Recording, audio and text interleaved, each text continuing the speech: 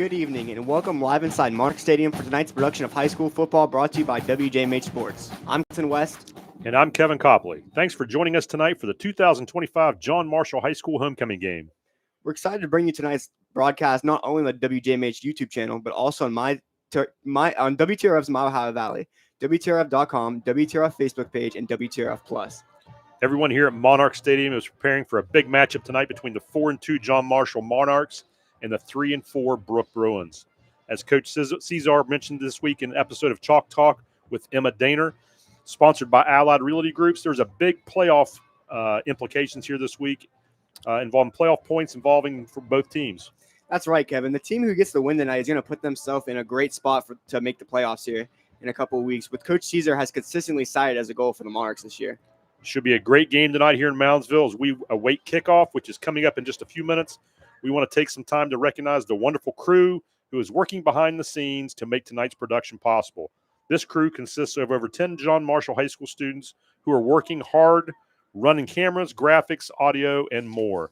Our crew has decided to spend their Friday evening in the press box to make sure our community gets live coverage not only of tonight's game, but also of the crowning of the 2025 John Marshall Homecoming King and Queen. As a reminder, WJMH Media production is the only place to watch the live crowning, and it will take place during the GKT halftime show this evening. And the homecoming court this year, as we get ready for the coin toss, is pretty loaded. Number 7, Will Harvey. I think the last time, Number 14, last year, Ethan Fisher. we'll have the coin toss here coming up shortly. The Monarch captains are number 14. Looking forward to a great game tonight. Got two teams that are trying to get into the playoffs here this year. There's your tail. Called in here. Xavier Wells. Tails. Number 33, Mason Martinez. Number 55, You want the ball. Tyler You Lloyd. want to get through the scoreboard or away from it. Say again. To it. Wait on this side, round on this. And Brooke is going to go towards the scoreboard. A little bit of confusion there by the Brooke Bruins. Maybe that, actually, I'm not going to. Shouldn't go there. But the Brooke Bruins, I think the last time John Marshall played Brooke, or last year obviously was at Brooke, but I think it might have been Brooke's homecoming game as well. It's never good to be the homecoming game. Usually that's a game that the home team figures Feels on like they're they always can gonna win. So well, I'm saying both. But of them. I feel like this is going to be a good game tonight, though. Both teams are very close record-wise and I think just depth-wise standing in the as state. well. I think depth-wise as well. I think it looks like John Marshall. I mean, just roughly looking at it from up here, looks like they have a lot more like bodies down there. Brooke looks like a little less, but they're leading. Their passing leader. That is Sparringer. Yeah, Ty Sparringer, 842 yards. He has 7 touchdowns, but he has 11 interceptions.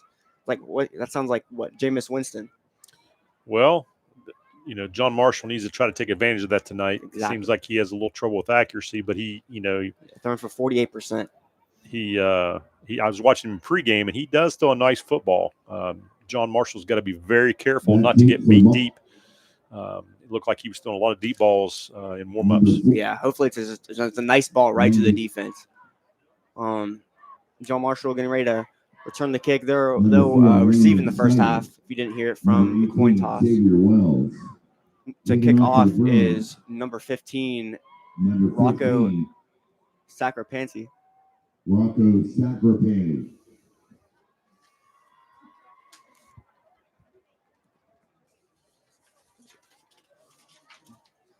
We're gonna go to Christian here. Christian Turak on the sideline.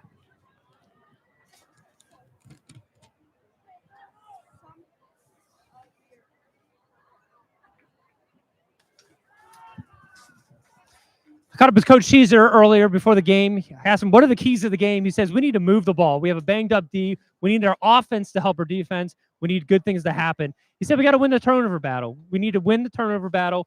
We need to get off the field in defense. I asked him about being homecoming tonight. How does he keep his team focused when there's a lot of energy here, a lot of excitement? He says, hey, we're fighting for a playoff spot.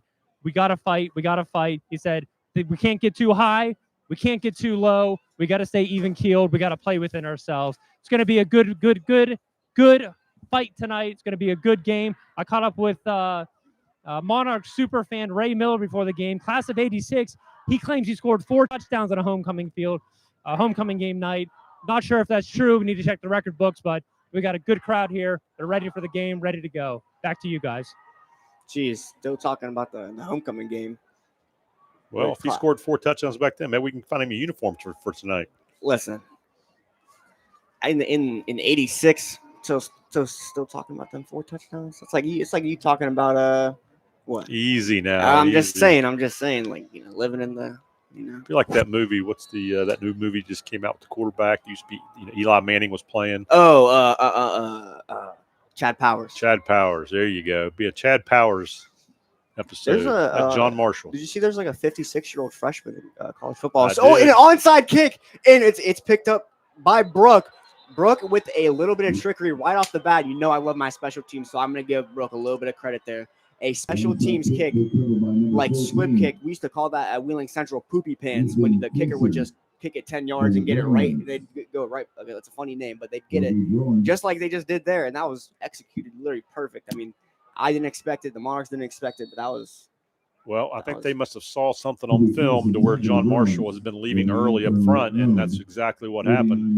The kicker almost recovered it himself, which was the plan on that kickoff, but Brooke still was able to recover it and take advantage of John Marshall's miscue here. We're gonna see Ty Sparinger here.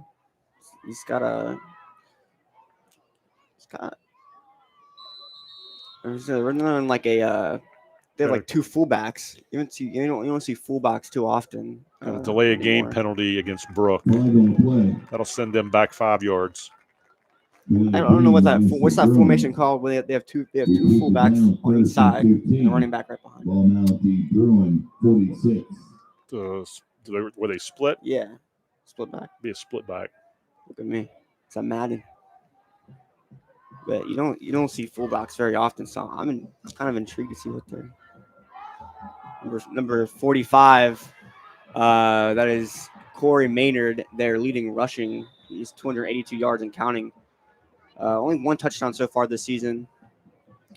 Brooke has come out with some intensity and some excitement tonight. And right off the bat, ends up in a 2nd and short situation. John Marshall's on their heels a little bit defensively already. Yeah, this is. And, if they didn't get that delay game penalty, that would have been a first down. See how Brooke lines up here. Same formation. We'll hand it off. Looks like maybe the same play, and if it's not broke, don't fix it. I mean, what? If it's not broke, don't fix it. So, first down, Brooke. And what all they're doing, Quinn, is they're running power off tackle. They got 2 lead blockers. And they're just running to the sideline, running a little power. 27. And number 45, Maynard, who just ran that, is their best defender, or their leading stat leader on defense with 46 tackles and 2 sacks. So he's going both ways. Both sides of the ball here. And that same formation, just flipped. So we'll see if it's just a counter play. Yeah, right. And there he is again. This is what I was talking about. Maynard gets up almost to about the 25, Monarchs 25-yard line. It's a good tackle there by Brody Thomas. I'm surprised that John Marshall's still staying in their 3-man defensive front. Brooke is lining up in a definite run package, and I'd be calling with a full house backfield, and John Marshall was still not really adjusted. We'll see what Brooke runs. I'm say it's a quarterback keeper here, and it is just going to get stuffed up. Maybe get back to the line of scrimmage there. They did bring some pressure on that. And play. Brooke is going to get a 15-yard penalty by number 6, Marcus Reed. He just did a little extra, a little too much. Mason Markinovich was on the tackle on that play. Big Markinovich. He's got a broken hand, but don't let that fool you. I don't know if he's got the club on or not. It looks like he does. He does have a little bit of a club, a pink club. I like that. It's going to bring up a 2nd and long for Brooke. Yeah. That's a Just big help for John Marshall pushing them back there, but Brooke kind of did it to themselves. So they've got to get all the way down to the 17 to get a first down now. Yeah, and Marcus Reed's going to get an earful.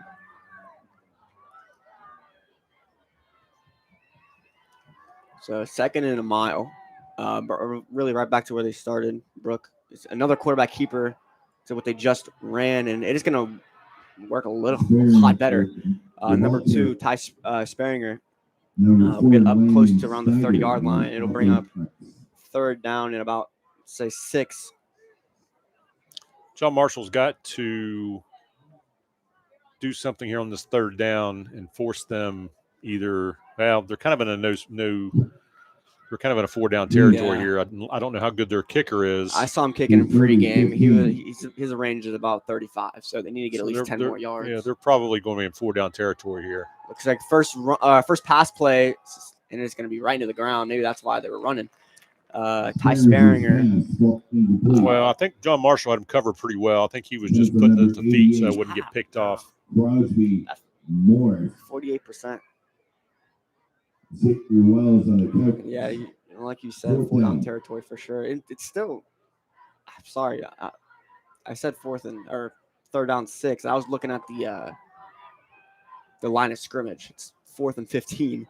Yeah, looking at it, still got quite a bit of yardage to get. They got 3 receivers out to the right now. Drops back. He's just loading one up.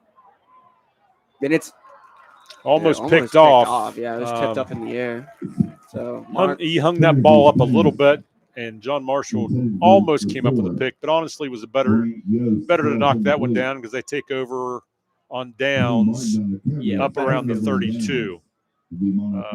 That would have been not as smart of a play to catch that one, honestly. Yeah. So that's smart. John Marshall's going to take over 1st and 10 on their own 31. They're going to spot the ball. And Diggy Knapp, starting quarterback, homecoming court. Legal name, Caden, if we want to get specific. But see how he lines up here. Motion Kane Martin in the backfield. He's really Caden Knapp has really came in just became a player. And I think his knee touched the ground. Yeah, he caught the ball with his knee down, so he's down automatically. Yeah, but good first down yardage, 2nd and about 4 for John Marshall. Do that every time they'll score. John Marshall, they kind of dodged a bullet there, not giving up any points off of the onside kick that Brooke pulled right off the bat. So that was a good win for John Marshall in that last series. Yeah, because now Brooks pretty much they've started with it, and they'll start with it both halves. Yes. So now Marks really have to take advantage of this, just to looked like they were setting up a screenplay, but I think there was some miscommunication because I didn't see a running back or a receiver that came back to the ball. Yeah, or blockers. Well, on the screenplay, the blockers were letting them go. That's what I'm saying. They go up to block somebody downfield, but there was some kind of miscue there. They had it set up off on the line, but didn't execute it otherwise. Cannon Knapp. John Marshall's going empty. Yeah, empty set. 5 receivers on a 3rd down. It's a quick pass out to Landon Snyder. It's going to be complete, and it is going to be a 1st down. Enough for the 1st down.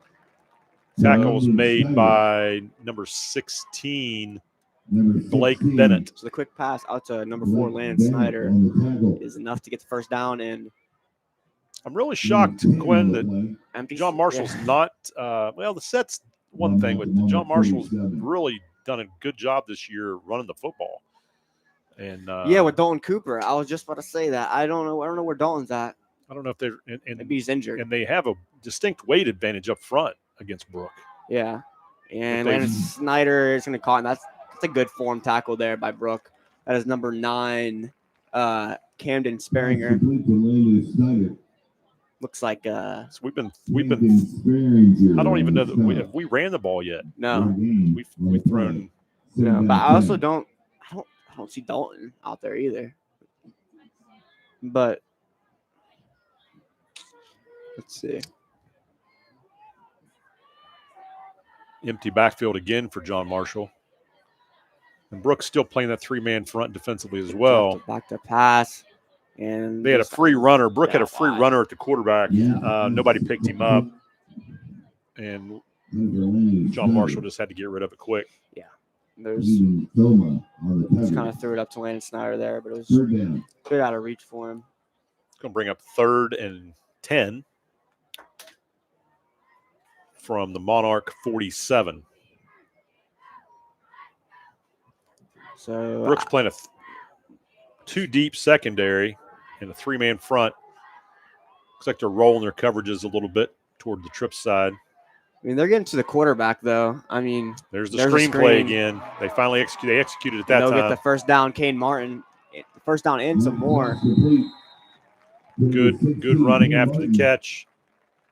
Tackle made by Jack Garvey for Brooke. So that'll bring him to Brooks' 36-yard line as they'll spot the ball here. So John Marshall, 1st and 10. In Brooks' territory, threatening for the first time tonight. Let's get another look at that on the replay here. Get the health plan replay.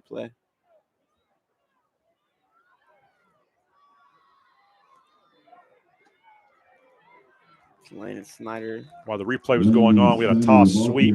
John Marshall picks up about 5 yards on first down. Checking in for John Marshall's number 11, Tyler Clemens. 6'2", wide receiver. So John Marshall started off throwing the ball every play, and now they've ran the ball the last couple. I guess they threw the screen pass, but I kind of count that as I don't know. I kind of count that as a run. It is, but it's a glorified run. Xavier Wells just going to get wrapped up there. It looks like 2 yards before the first down. It'll be 3rd and short. 3rd about 2 for John Marshall. Number 4, Grant Yost.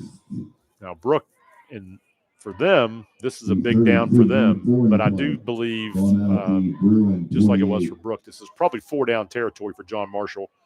Absolutely. It's a little bit too long of a field goal, but I believe for them to try. Absolutely. Caden Apple will set the snap here. It's the quarterback keeper, and we'll get the first down. Knapp was the lead blocker on that play. Picks up the first down. They're 1st and 10 from the 25-yard line. Monarchs getting close to the red zone here. John Marshall's marching down the field. Yeah. Very methodical. Absolutely. Marching Monarchs. Marching Monarchs. That's a good tagline. That's what the band is called. That's what I didn't make it up, unfortunately. It's a good tagline for the football team right now. You can't steal from now the Brooks band. gone to a 4-man line. Oh, and that's just and they were waiting on that. Yeah, they saw that coming. John Marshall lost 3 on that play, 3.5. But Brooke made an adjustment, put an extra down lineman in. Just gonna look at that on the health plan replay there. That just, oh my goodness! A lot of yellow jerseys around one brown jersey, and some brown jerseys standing there, and that's what they call some lookout blocks. Yeah, I think this not is good. This is probably in my opinion, my personal opinion, the worst jersey matchup you could get. Another screenplay from John Marshall. We'll talk about that in a second. Landon Snyder almost get back to the line of scrimmage. Very, very good tackle by number 45. They call it the Gator roll. Corey Maynard, the running back and defensive player that you mentioned earlier that has a lot of tackles, playing linebacker. But that probably saved Brooke probably at least another 10 yards. He probably would have got. Got green, yellow, and brown, yellow. It's some different colors, but I mean they're unique. But look at Kane Martin out there. Overthrows a wide open receiver, number 16. That was Kane Martin. Kane Martin was open, wide open. He had a little bit of pressure. I don't know if you saw Brooks' D-line, Quinn, but they did the old seat roll. Oh, yeah, I did see that. And stemmed their position. I'm surprised those big guys can move that quick, to be honest. I'm sure they look like they've drilled that quite a bit. But, yeah, instead of just sliding over, they did a complete seat roll and I like that. changed their alignment. That was pretty interesting. Now, It's John probably Marshall's been facing a 4th and 10, and they will take a timeout. timeout. Probably been a seismic activity out here. They're going to talk it over. Timeout. Their first timeout of the half. And with the score being 0-0, we'll be back after the short break. Personal injury law firm of Edgar Snyder and Associates is the proud sponsor of tonight's game. Medicine. Have you ever heard love Here, one it's before more than a being practice. injured? It's a promise They're on your team. to get you home sooner and get you back out there. To Push the boundaries of what convention says is possible. To stop at nothing, no matter what. That's why medicine is in everything we do.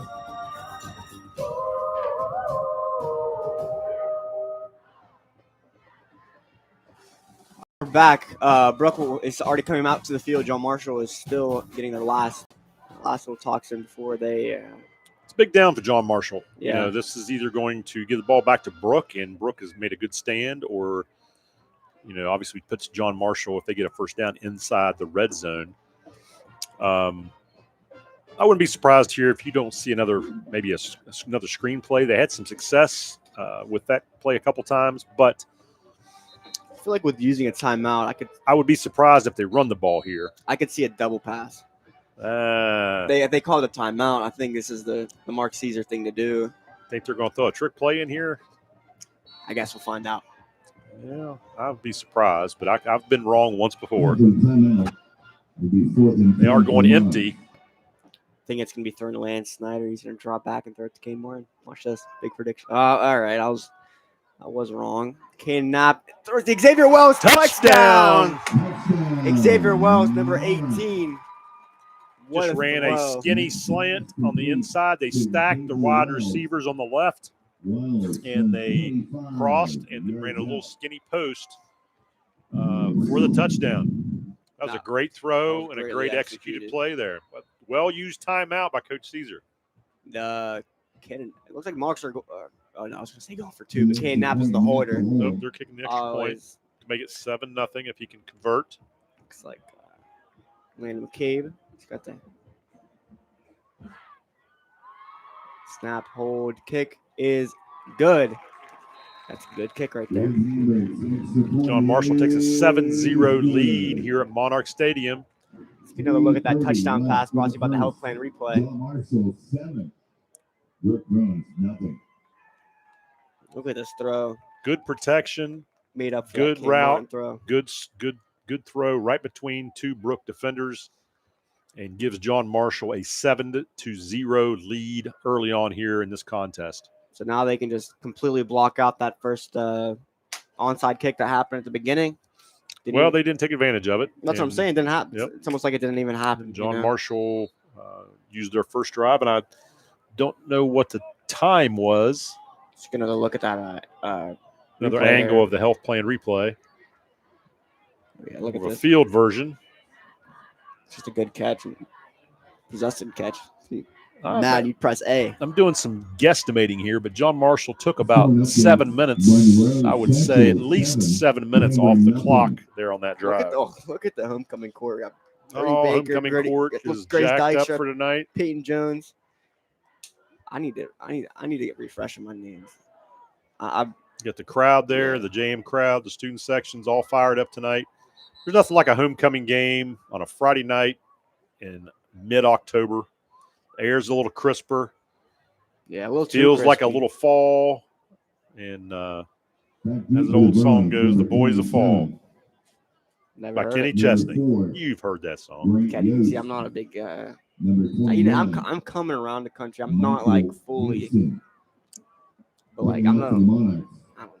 It's like I can't do it. Just a little obnoxious. Sometimes. I like obnoxious music, but like just sometimes. Like, why? Because you can understand the words.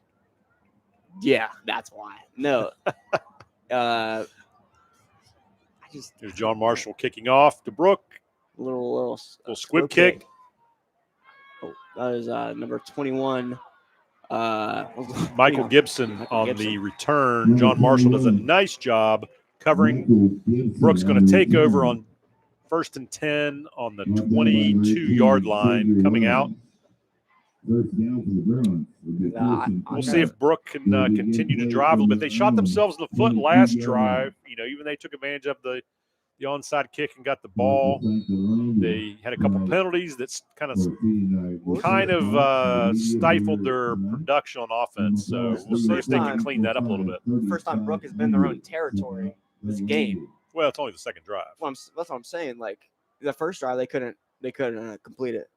Being within 40 yards. So I'm curious to see how they come here with. Ty Sparinger's doing a pretty good job. He's getting tackled out of bounds, almost right into number 69. Tackled by Grant Yost. Braden McGill almost got taken out there. He's on the crutches too. I feel bad.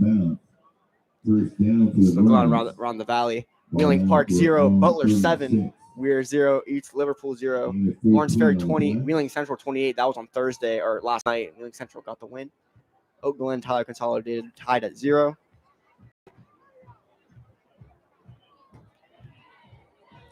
And we are 7-0 here. John Marshall. The good guys is going back to their full house backfield.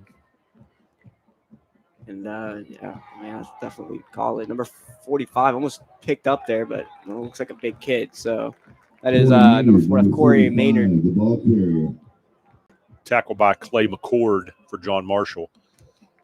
Brooke is run the ball very effectively if they can not shoot themselves in the foot with penalties. Yeah. And John Marshall, I'm looking at the rosters. John Marshall has a bigger O-line and D-line for the most part than Brooke does. But Brooke is firing off the ball, and they are doing a nice job up front. Maybe they could be bigger but not stronger.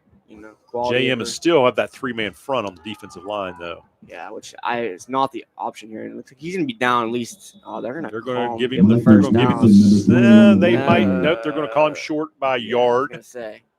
See, I had a great angle. Michael Gibson on the carry. The line is parallel with me right now. I saw him. That is 3rd and short. 3rd and 1. Very 3rd in a yard.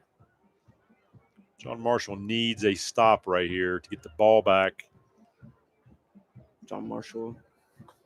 Brooke goes into the full house backfield under center, and they get it. It was a straight fullback dive. You don't even see that. Number 6, Marcus Reed picking up the first down for Brooke. Fullback dive. That was the play I use it now all the time. Nothing wrong with the old school fullback dive. It's guaranteed 3 yards. That's great. 3 yards in a cloud of dust, as they say. Is that what they say? That's what they say. Now Brooks 1st and 10 on the 48-yard line, 47.5. Yeah. First down. Offset backs. A bit of a different formation they've lined up here. And almost went for the interception when was not the race. Going down the sideline here. Number 84, Landon McCabe's going to try to tackle him. He's going to get up past the 4. He's going to get out of bounds at about the 3 or 4 yard line. I'd say 4 yard line. He's number 4. It was a sign. Something like sort of. They're going to spot it at the 5, actually. See, let's get another look at that. I brought to you by the health plan replay here. They are going to spot the 5 here, but let's get another look at that pass. And he came bar and tried to pick it off, and obviously was not the decision. And a little bit of an arm tackle there by number 7, Brody Thomas. Same formation for Brooke. And Brooke's going to run it and almost tackle him in the backfield, but they're going to get positive yardage here. Number 21, Gibson. 32, Hayden Fordyce on the tackle for John Marshall. That brings up a 2nd and 4 for Brooke. We're get to the final minute of this first quarter. It's like Brooke is knocking on the door, and John Marshall needs a stop here. They've got to keep that door locked. Same formation to get the offset. Well, no, they get split backs again. Yeah, it looks like that's their flag. See who that's on. Yeah. Sideline warning. Ooh, for John Marshall. John Marshall. No yardage, just a warning, but next time it will be is it a 15? penalty. I believe it's 15 the second time. I was going to say, because Mark Caesar, sometimes he's the 12th man on the field. And sometimes you get into it. I mean, you need to get back, coach. Touchdown, Brooke. Number 45, Maynard. That drive, Brooke did an excellent job running the football. They didn't shoot themselves in the foot, and John Marshall really didn't have an answer for the running game. And they're going to have to find that. They're going to have to figure that out here in the second quarter because Brooke really exposed John Marshall up front there that drive. Number 15, Rocco Sacrapenny was going to kick it here. Looks like he uses a 1-inch block, and it's up and good. So I use a 1-inch Score block. is now 7-7 here at Monarch Field. They respond quickly. Let's get another look at that touchdown brought to you by the health plan replay here. The linebackers for John Marshall did not step up and fill right there. And then when your back's on the goal line, you've got to be going forward. If you're going backwards or you're standing still, you're beat. You've got to be coming forward, coming downhill, so to speak, to make contact and drive the defense or the offense in the other direction. But Brooke was going downhill, and John Marshall didn't have an answer for it on that drive. Yeah, I mean, they just ran all over him, and almost the complete opposite of what John Marshall did to Brooke. There's another look at it there on the health plan replay. How do you feel about the turf? How do you feel about turf tape? Turf tape? Yeah, turf tape. What is turf tape? You never heard of turf tape? I don't know what turf tape is. You see the tape like on their arms, like. Oh, is that what that is? Yeah, it's like so they don't get turf burn. You ever gotten turf burn? I have gotten turf burn, but I didn't play on turf a whole lot when I was. Oh, you probably had AstroTurf, concrete. I did play on AstroTurf Really? in Charleston, West Virginia. Yes, I did. How was it? It was terrible. and West Virginia Tech Their old stadium. Old stadium. Played the North-South game at Charleston. I played against Nitro in Charleston Field. See if they try it again. No, that's a regular kickoff, and it is going to be fielded. Landon Snyder, it looks like he lost his footing a little bit, but he's going to get. That's a good return. Tackled by a host of Bruins, and John Marshall will take over on the 35, maybe 36-yard line. Yes, to answer your question, old school AstroTurf is not enjoyable. There is no give. You got to layer carpet and concrete. That's about what you got. You got special shoes. You talk about turf burn. That's just concrete. Well, special shoes. We had to wear basketball shoes. You couldn't wear. I mean, you could wear the old school turf shoes. I had those for soccer. I think no cleats. Now this new field turf, well, not new now, but field turf, you can wear regular cleats. Yeah. I think that's Caden Martin. It looks like got a flag down, probably holding. It's usually what you see there. It's probably going to come back. Yeah, holding on the offense. We'll see. Yeah, bring up 1st and 15. So talking about shooting yourself in the foot. Well, those are things that in a close ball game you've got to clean up. You can't have penalties because that puts you behind the chains, especially when you're running the football. You know. Yeah. Unless you're a spread it out, throw the ball, that's just going to bring them. It's going to be 10-yard penalty. That was 5. Is that? No, it's 10. Holding was 10. 10's holding. Just a little better. 1st and 20. Into the first quarter. First quarter. So your score: Brooke 7, John Marshall 7. John Marshall 7. Brooke 7. It was a great first quarter, Glenn. Yeah, good hard-nosed football first quarter. Onside kick as soon as the game starts. Surprising. Yeah, you don't see that very often. And there's more to come in tonight's broadcast, and we'll be back after the short break. For over 4 decades, the health plan has been rooted in your community and the state of West Virginia. A steady part of your family and your business. We're here for you with health services designed to manage and improve your well-being. The health plan is powered by a team of dedicated healthcare professionals and trusted local partners. Because your health deserves more than just coverage. It deserves commitment. The health plan. Here for you. Toyota Performance. Reinventing hybrids. With power you can feel. Camry. An experience for your senses. Buy yours now and save with low 4.99% APR financing. Toyota, let's go places. The WJMH Media production of John Marshall High School football is sponsored by Marshall County Schools, WVU Medicine, the Health Plan, and Gold Curry and Tarak. The Monarchs, and we're back here in Monarch Stadium. Sorry, the Monarchs. Let's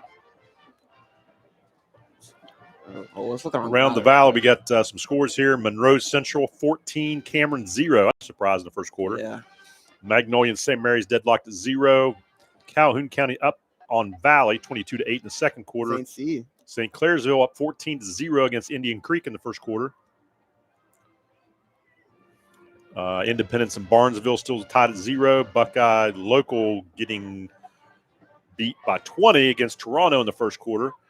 Edison 13, Harrison Central 6, Steubenville 21, McDowell 0 in the first. Big Red doing big red things. I am expecting a continuation of the first quarter in a good, tight second quarter. But John Marshall, for them to pull off the win tonight, they're going to have to find a way to slow down Brooke's running game.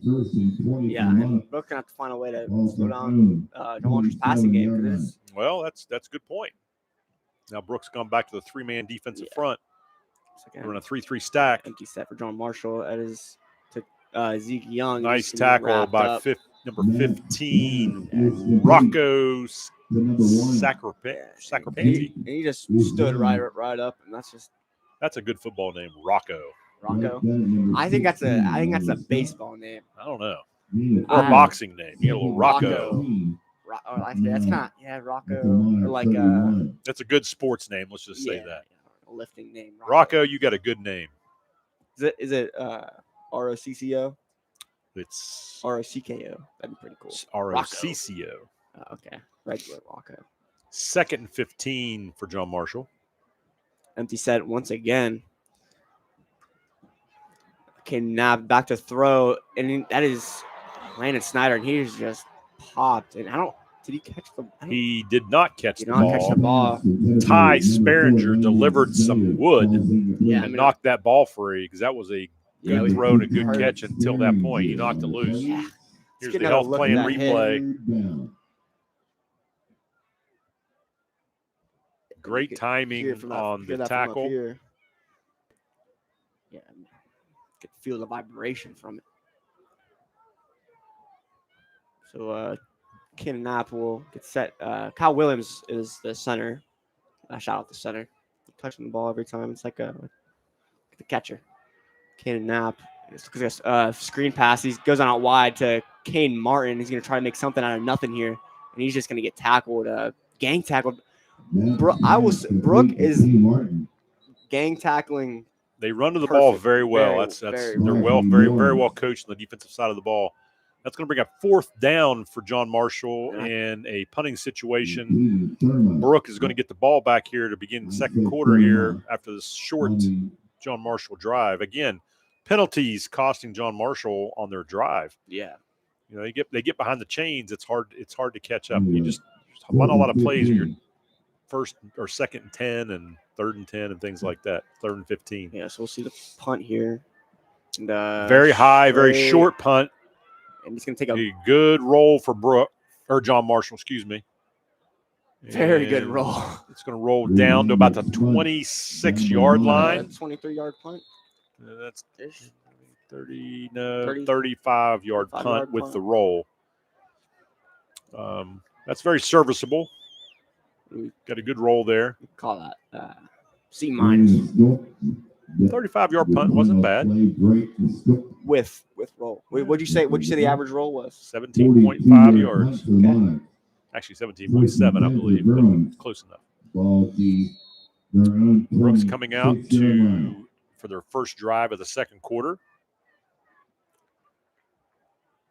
You see him punting and warm up. Brooks back into the full house backfield with a shotgun.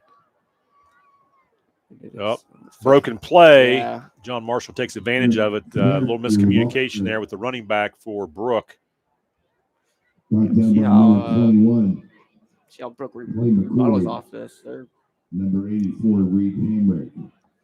Call it gain of 2, second down and 8. Second down and 8 for Brooke. 28. It is. Looks like Brooks going because they're back to that. Same formation. Yeah. No, that's Oh no. Yeah, no, they got only one to the right, and it's basically a play. And switched it around nice the other job. way. Yeah. Redirecting after the first hit. He might have gotten there for the first time. If he's not there, he's pretty darn close. By number 16, Martin. Corey Maynard did a nice job there after not. the initial contact. On the stop. That was a good turnaround there. 5, but a gain of 2. 3rd and 3. Ball now at the Third down and 3 for Brooke.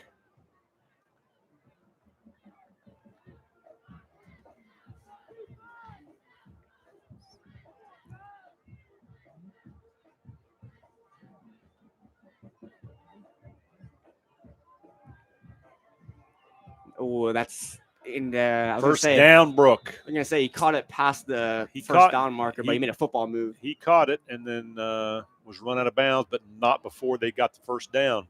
I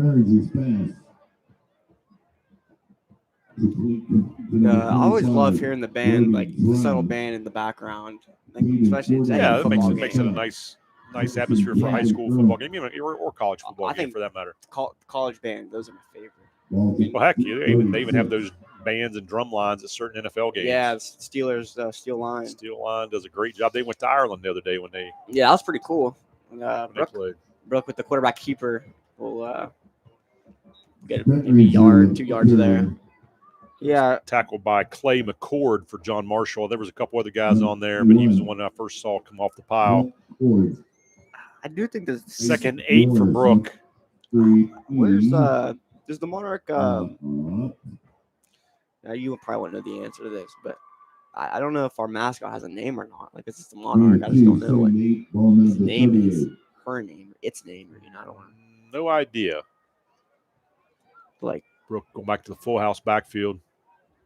And it's a fake. I don't know if it was a broken play again, but another miscommunication. Looks to me like they were trying to hand the ball off, and the running back did not want to take the ball. So there was some miscommunication there on the Brooks offense. It's going to bring up 3rd and 8 for Brooke. Defenses have kind of stepped up here in the last couple series for John Marshall and Brooke. Looks like bring up to 2x2 for Brooke, two wide outs on each side. So let's see what the an official timeout here, stopping the clock. Let's see what it is. Oh, they had to redo the box. It's 3rd and 10. They had to move the box.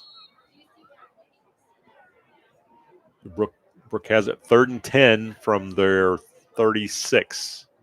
See, John Marshall kind of. Brooks is going to air it out. And it's a little bit really long. Nobody there. Okay, so John Marshall did their job defensively, gets Brooke off the field.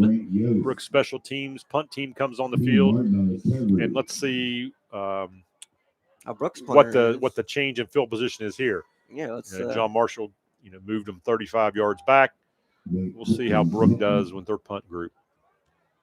I think I'm not sure. I don't think their punter is the same as their kicker. Got Landon Snyder back for John Marshall. Yost out there. You got a left-footer punter. Oh Lord.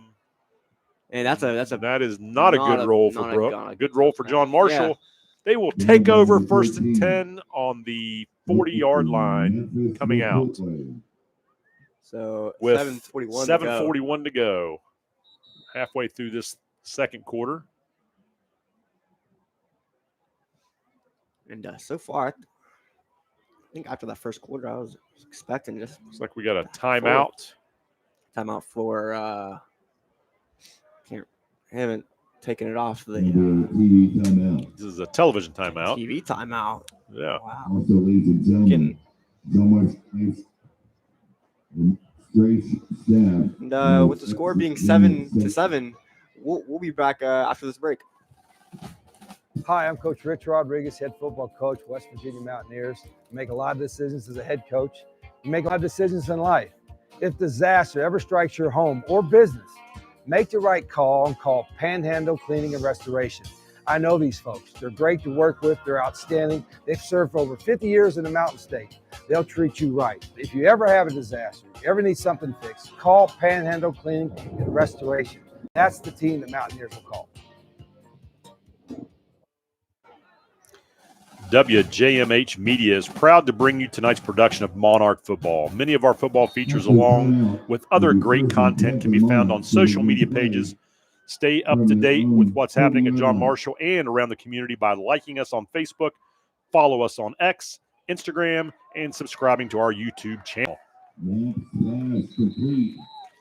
First down from John Marshall while reading the socials there.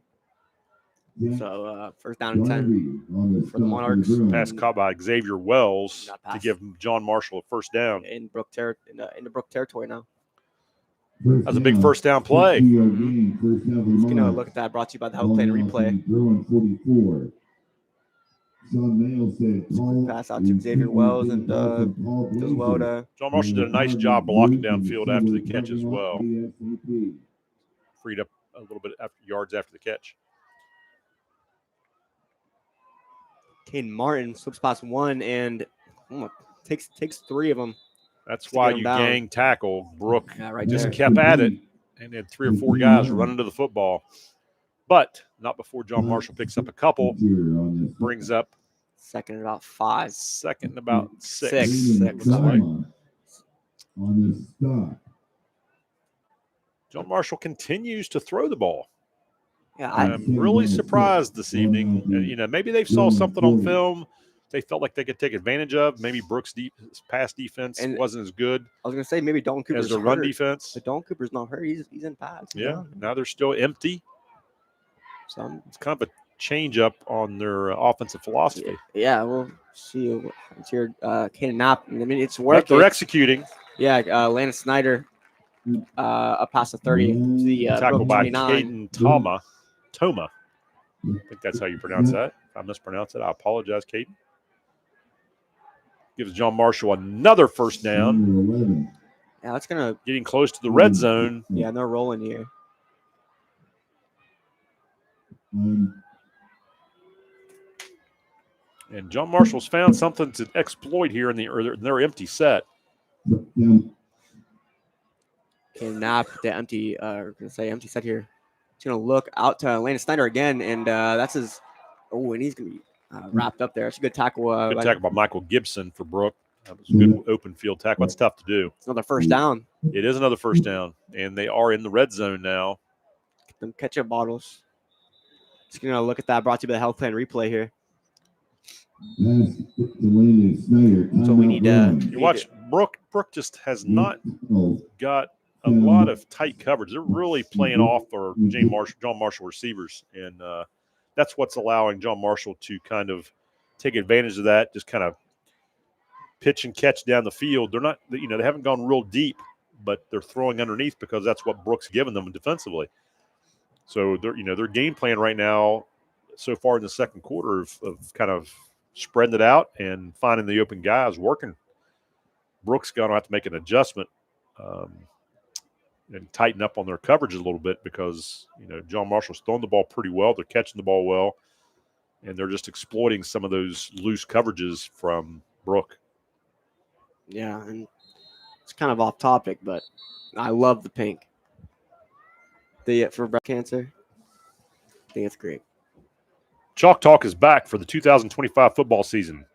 This year, the segment is hosted by WJMH Junior Emma Daner and sponsored by Allied Realty Groups. You can watch this week's interview with Coach Caesar now on the WJMH YouTube channel. New episodes will be posted every Friday when the Monarchs are playing at home. And Caden Knapp, the empty set, will draw back to pass. Quick pass out to Landon Snyder. It's going to – not Landon Snyder. Caden Martin. He's going to jog right in for the touchdown. Just a little seam route on the left side, and John Marshall has found something that they're exploiting in their coverage of Brooks secondary coverage. But that was just a short little seam pass, and nobody within 5 or 8 yards of him.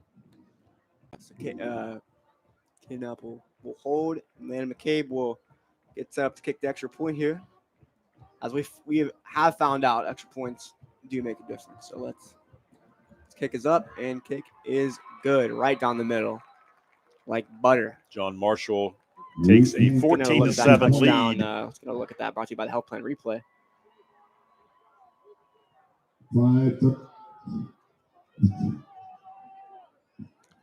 Brooke brought the inside backer, and the outside backer could not get over in time. No. So quarterback for John Marshall made the right read. Caden Knapp made a good read right there. Just get another look at that. So if you watch here, Quinn, you see on this Health Plan Replay, watch the outside backer come on the right side. Find out and that's who was lined up over top of the slot receiver, and the outside backer couldn't get out there. Maynard turned his back to the inside backer couldn't get out there. Sorry. So John Marshall. 5:36 remaining in the second quarter. John Marshall 14, Brooks 7. We got a good ball game here. That drive, we kind of went back and forth with John Marshall and Brooks stopping each other, and then that time John Marshall kind of just drove down the field and took advantage of Brooke and their loose, their kind of sagged coverage, so to speak. Yeah. And Brooke's going to have to make a few adjustments there, and now John Marshall will kick off and give Brooke an opportunity here and see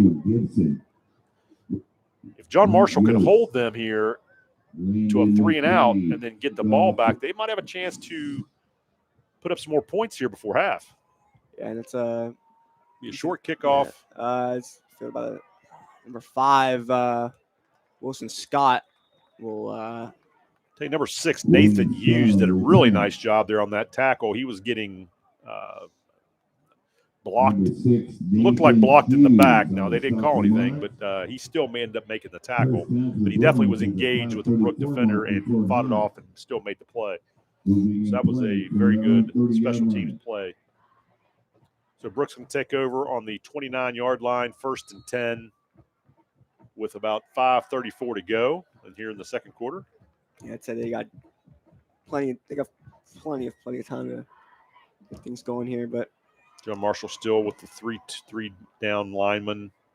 Brooke has been notorious to take chunks off the clock every time they get the ball because they are just hitting the run game hard. About a 5-yard gain on 1st down for Brooke.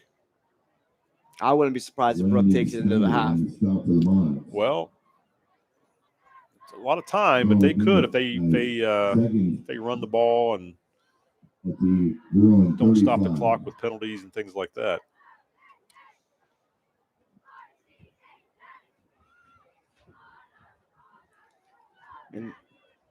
And looks like we have Christian Turek standing by with a quick update here. I caught up with Monarchs quarterback Caden Knapp. 4 possessions, 2 touchdowns. I asked him, what's the key to your success? He says they can't guard our 5. They're trying to mix up the coverages. They can't guard our 5. I said, hey, you hit that big fourth down touchdown on the second drive. I said, how do you stay so comfortable? He says, hey, I've been here before. We've done this before. It's nothing new for me. This is what I do. Back to you guys. Humble. And number 2, Ty Sparinger catch that ball, and we'll get looks like we'll bring up 3rd down. Can't see. Was that 18? Yeah, I was gonna John say, Marshall. So he caught that past the line, the marker, but I believe it's Xavier Wells on the tackle over there. It's going to be 4th and 1. He tackled him right before he picked up the first, which was a nice job. Looks like Brooke is going to go for it here. This would be a big stop for John Marshall. Here. Nope. Here comes the punt team. I believe Brooke's going to go ahead and punt the ball away. The punter, number 4, Garrett Yost. Yost, the punt for the Bruins. It's a good name, too. Yost. Barely gets it off. Yeah. looks like a little knuckleball. He didn't call Good coverage by Brooke. Great, yeah. So they're going to give forward progress at about the 33-yard line. So John Marshall will take over with 3:40 to go here. First and 10. Ball's on their own 33, and they have to go a little less than 70 yards to try to put some more points on the board before half. And with the way they're throwing the football, that's plenty of time Absolutely to get down the field. Could do it Going empty backfield for John Marshall. They have definitely found a rhythm. They like the matchups they have here with Brooks secondary. And they're definitely in a rhythm too. I mean, and Brooks going to have to, they're going to have to send somebody or do something to get some pressure on the quarterback because they do send one here. And Caden Knapp does a nice job, picks up about 8 on the scramble. Good scramble there. Knapp, the ball carrier. But Brooke just can't let him stand back there in the pocket and pick him apart. Let's get a look around the valley here. Wheeling Park 14, Butler 7, Weir 6, East Liverpool 8, Oak Glen, Tyler Consolidated 0, still at 0, Martins Ferry 20, Wheeling Central 28. Sorry, that one already happened. We already covered it. We're back, and Caden Knapp is still an empty set, and honestly, I think it's gonna be the fast screen play. It's gonna be a first down. Got a first down. So they're moving the chains. They're being very, they're throwing the ball, but they're kind of being safe. Really, that's, those little fast screens and things like that's not much different than a run play. No, I mean that's a panhandle cleaning and restoration first down. So the Monarchs, with those quick passing plays, I mean, when they work, they work. But when they don't, it can really Well, Brooks give them such a cushion that they've got an opportunity to throw the ball out there and get a few yards after the catch. If they start to man up, and I think tighten up the they're coverage. Expecting the deep ball too. I think I was expecting another. That was dropped. just off the fingertips. Yeah, number 8. That is Jacob Thames. It's my guy. And you got that was a possible scary situation for Brooke there. Let's get another. Let's get a look at that. Almost catch there by Jacob Thames there. Watching the health plan replay, and it's just off the fingertips. It's one of those that you just wish you could get back. Corey Maynard there, laid on the field there a little longer than normal. He was a little shaken up on the play. He didn't have to come out. No, he did. They did take him out. He is out right now. So we'll see if the Monarchs take advantage of this with Corey Maynard out. And, timeout. Timeout, John Marshall. Like John Marshall's going to talk it over with 2:19 to go. John Marshall will be 2nd and 10 from their own 44. They've got a great opportunity here to still get some points on the board before half. And they probably they need to because Brooke is going to get the ball in the second half to start the second half. Yeah, and WJMH Media was honored to be an official production team of the OVAC Volleyball Championships that took place last Saturday, October 11th at the Echo Center in St. Clairsville, Ohio. There were 5 great matchups that day, starring John Marshall versus Morgantown in the Class 5A, and followed by Madonna versus Canton Valley in 1A, River versus Caldwell in 2A, Shenandoah versus Martins Ferry in 3A, and Union Local versus Beaver in Class 4A. Congratulations to Morgantown, Canton Valley, Caldwell, and Martins Ferry, and Beaver Local for earning the title of 2025 OVAC Volleyball Champions. I think another shout out to our girls team, making it to the championship. I think they've had a great season. Yeah, making it. I mean, they still have regionals, so see how they do there. And Caden Knapp will drop back to pass here, airing one deep to Xavier Wells, and it is going to be caught and taken out of bounds at the 15-yard line. That was a big play from John Marshall. Gets them in the red zone on the 15. Yeah, with 2 minutes and 13 seconds to go. They have plenty of time. It's a great over-the-shoulder catch there by Xavier Wells. A score here would definitely give John Marshall some breathing room a little bit. Not putting Brooke out of the picture, but they definitely would have a little bit of breathing room. Just gonna look at that. Brought to you by the health plan replay or John Marshall's in the Toyota Highlands red zone. And it almost got into the end zone. That was Landon Snyder reaching out for the pylon there. It's like they're on the 3-yard line. Now, this is where it becomes interesting. You've been throwing the ball all over the place, and now let's see that replay brought to you by the health plan. Gets a little tighter when the ball gets down toward the goal line as far as coverage goes and things like that. And he's out of bounds. Got a timeout, Brooke, I believe. Yep. But like I was saying, you throw the ball up and down the field, but when you get down near the goal line, then what? The coverage is tightened. Those lanes aren't quite as much to quite work as with. prevalent, and I wouldn't be surprised here if the public they is don't invited to use the track go to and running field running from 4 the ball. until 7 p.m. every Sunday through October. And with the score, John Marshall 14, Brooke 7. We'll be back here at Monarch Stadium shortly. Did you know GKT offers honest legal advice at no cost? That's right. If you're injured in an accident, your consultation is free with GKT. Need help? Get help. Get GKT. You're watching a WJMH Media production. We're an entirely student-run broadcasting program based out of John Marshall High School, whose goal is to connect, entertain, and inform. Along with many John Marshall High School productions, WJMH Media has also worked with WTRF, the Wheeling Symphony Orchestra, Augusta Levy Learning Center, OVAC, West Liberty University, and the Marshall County Chamber of Commerce. You can follow us back here in Monarch Stadium. First and goal, 3-yard line. Kid Martin in motion here. Let's get another timeout. I think. No, not a timeout. Is it That'll be half the distance. To the goal. So we'll move it to the not going to cost them a whole lot, but it's going to get them a little closer. Yeah. Some legal substitution.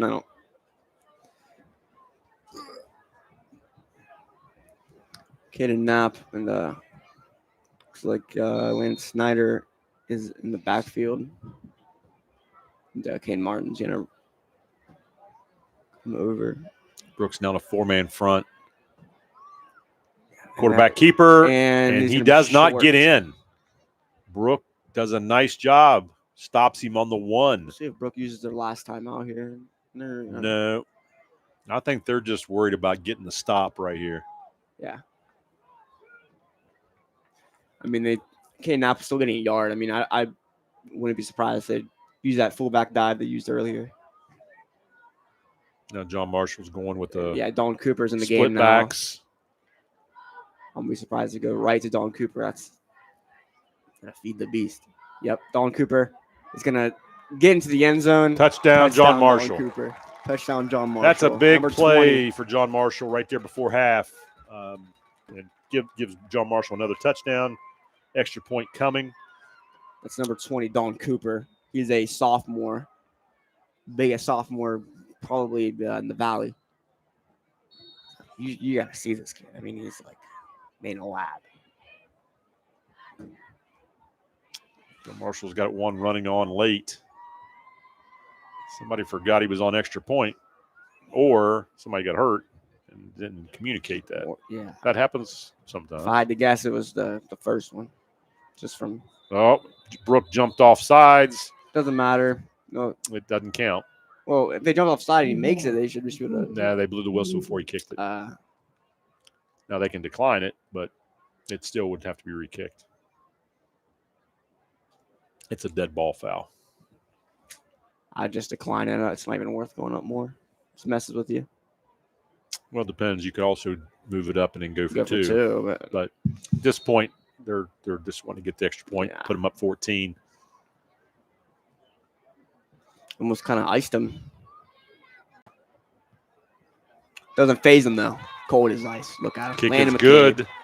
John Marshall 21, Brooke 0. 7. Excuse me, 7. My fault. Let's get another look at that brought to you by the health plan replay. And Don Cooper just Took barrels. two guys with him in the end zone. He was not going to be denied on his homecoming night. No. Homecoming Eve. Let's go look at that touchdown brought to you by the health plan. You can just see how he just, makes one guy fall over and takes two of them with him. 2 and 3. Yeah. He's a very hard runner. Yeah, like Cam Scatterboo. Sort of, yeah. We'll stay close. I think that's. Hope he doesn't run his head into walls like Cam Scatterboo does and gives himself CTE. Yeah. Wow. But Scatterboo is a tough cookie. Yeah, he's a character. Yeah. He's kind of what the Giants needed to kind of get them needed something going. Him and Jackson Dart both. Yeah, they both at least have something. All right, here we go. Oh, you think we're Giants fans. And Brooke with a good kickoff. Oh, he lost the ball. He's gonna pick that was almost costly for Brooke. And Brooke will pick it right back up. Yeah, that could have been a disaster. And you could hear everybody in the stadium just simultaneously say ball. So Brooke takes over with 1:19 to go. 1st and 10. Ball's going to be on the 35-yard line. There is time, but they're going to have to throw the ball, and they're going to have to manage the clock, get out of bounds, things like that. So, if they want to try to get some points before half, or they might just run the ball and run the clock out and then get the ball back in the second half. We'll see what Brooke decides they want to try to do here. See, to kind of go with here, Brooke will pass it, quick pass to number 4, and it is going to go nowhere. John Marshall did a nice job there. They pressed up on the wide out, and they tried to run a little quick hitch, and John Marshall was right there for the tackle. So a quick little update here. Independence leads 7, Barnesville to 0. Edison 13, Harrison Central 13 at the half. Toronto 38, Buckeye Local 0. Steubenville leading 28-0 against McDowell. So Brooke's going to spread it out and try to continue to. The quarterback keeper here, and just tries to stay on his feet. And going to bring up the 3rd and 7. If I had to guess, that'll be the last play before they take it to half, and we'll see it. I wouldn't be surprised. I thought maybe Coach Caesar might take a timeout there. Does he have any left? He's got one. He's got one. I think I would have taken a timeout right there. But that probably wouldn't have helped because they run the ball and the clock's going to run out anyway. Yeah, anyway. So, yeah, they're just going to take it to half. Brooke's going to be satisfied going down 14 and a half. Well, satisfied is not the right word, but they're not going to take a chance on giving John Marshall another scoring opportunity. Lead, yeah. So at the half, as it concludes here, John Marshall 21, Brooke 7 here at Monarch Stadium on Homecoming Football Friday night. And there's way more to come in the second half. And we've got the crowning the king and queen right after this break.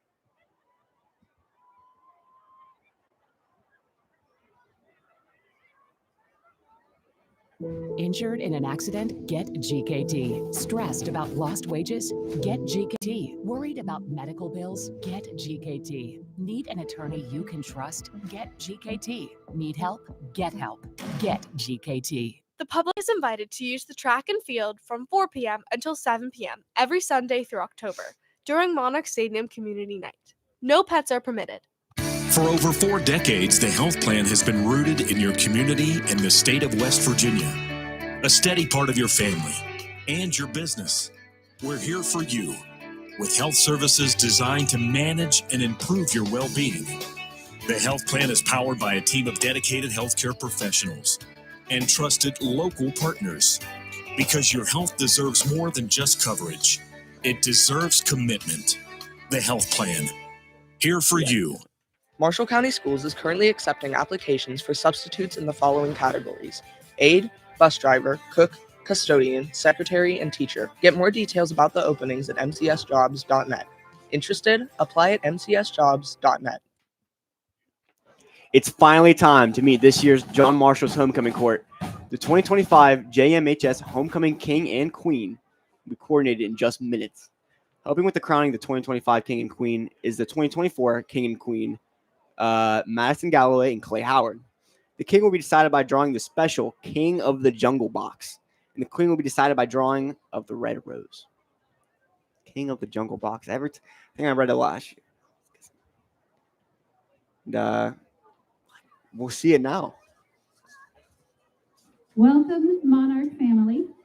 It is our pleasure to present the 2025 John Marshall Homecoming Court.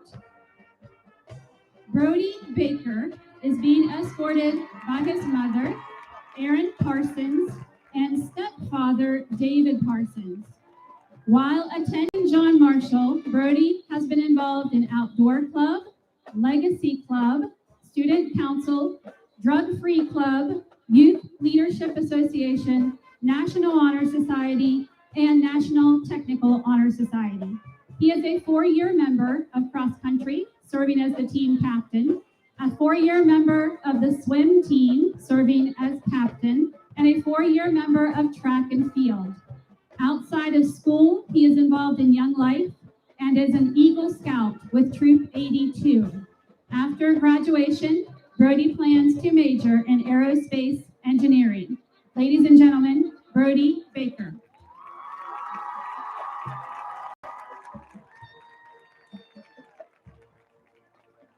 Grace Dijkstra is being escorted by her parents, Jill and Jan Dijkstra.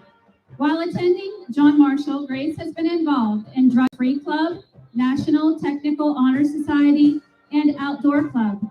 She has been involved in track for 2 years. Outside of school, Grace enjoys fishing, camping, hiking, music, and animals. Following graduation, Grace wants to attend West Liberty University to major in criminology and wishes to become a forensic scientist. Ladies and gentlemen, Grace Dijkstra.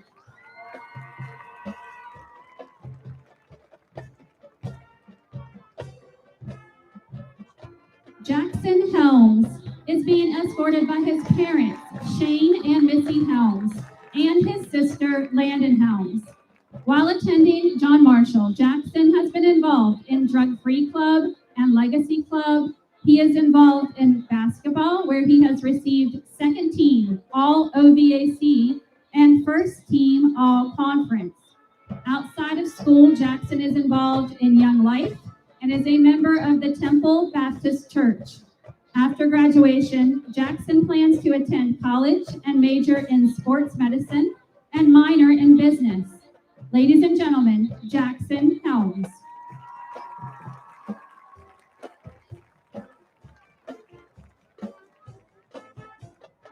Lainey Farmer is being escorted by her mother, Jennifer Couch, stepfather, John Dooley, and her sisters, Janelle Farmer and Adriana Dooley.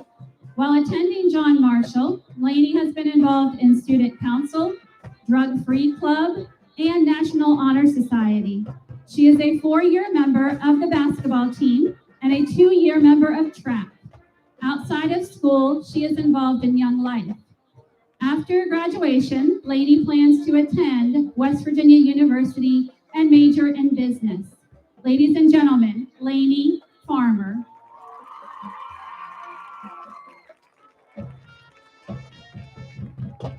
Wyatt Jefferson is being escorted by his parents, Drew and Amy Jefferson. While attending John Marshall, Wyatt has been a member of Young Life, Drug-Free Club, Legacy Club, and National Honor Society. He has been involved with swimming and tennis. Outside of school, he is involved with Cardinal Aquatics Swimming. After graduation, Wyatt plans to attend Fairmont State University to pursue air traffic control. Ladies and gentlemen, Wyatt Jefferson.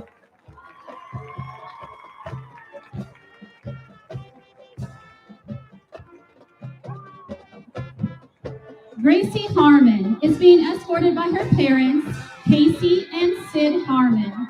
While attending John Marshall, she has been a member of the Drug-Free Club, Machine Tool, the Game Changer Program, Outdoor Club, and Young Life.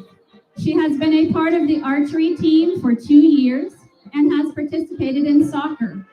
Outside of school, school, she enjoys being outside, traveling, and being with friends and family. She is also a member of the Church of Latter-day Saints in New Martinsville. After graduation, Gracie plans to attend college and major in elementary education. Ladies and gentlemen, Gracie Harmon.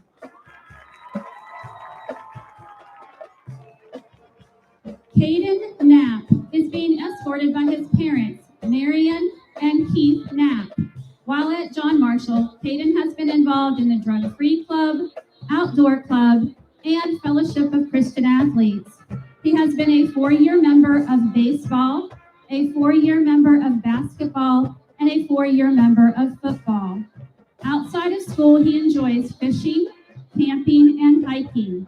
After graduation, Caden plans to attend college and major in environmental chemistry. Ladies and gentlemen, Caden Knapp.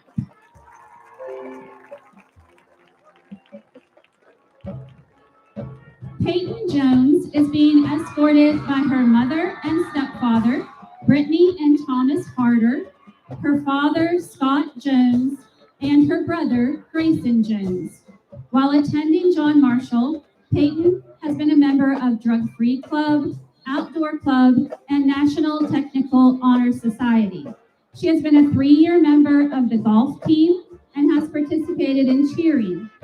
Outside of school, she enjoys playing with her kittens and brother, listening to music, driving around, and playing golf. After graduation, Peyton plans to go to West Virginia University and major in nursing. Ladies and gentlemen, Peyton Jones.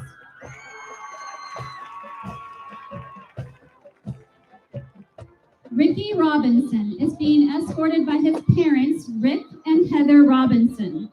While attending John Marshall, Ricky has been a member of National Technical Honor Society and Steel Band. He is a 4-year member of band and has played golf. Outside of school, he is a member of the First Christian Church of Moundsville and is involved in the Disciples of Christ youth group. After graduation, Ricky plans to attend Fairmont State University to pursue surveying and geomatics engineering technology. Ladies and gentlemen, Ricky Robinson. Michaela Kazemka is being escorted by her mother, Sheena Rose, and her sister, Trinity Rose. While attending John Marshall, Michaela has been involved in band, steel band, orchestra, and robotics. She has also participated in tennis. After graduation, Michaela wants to pursue a career as a tattoo artist. Ladies and gentlemen, Michaela Kazemka.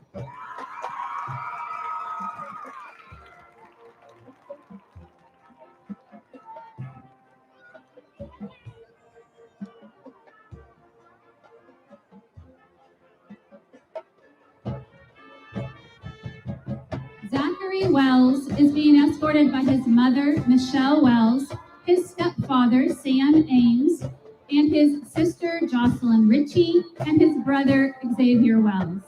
While attending John Marshall, Zach has been involved in the National Honor Society, Youth Leadership Association, Student Council, band, strings, the sax quartet, steel band, and chamber orchestra. He has been a 4-year member of track. Outside of school, he has been involved with Youth Symphony for 3 years. After graduation, Zach is going to attend West Virginia University and major in music education. He wishes to become a band director. Ladies and gentlemen, Xavier Wells.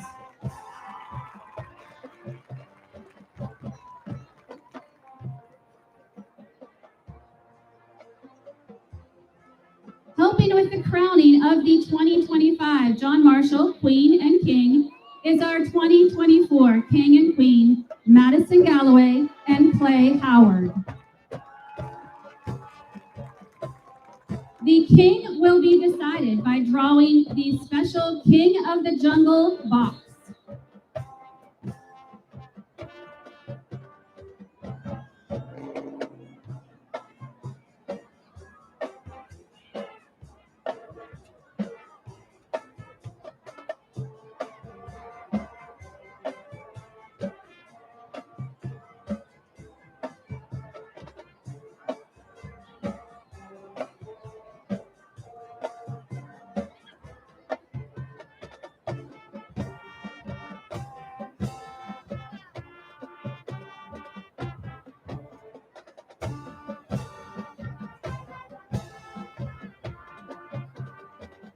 Kings, you may open your boxes.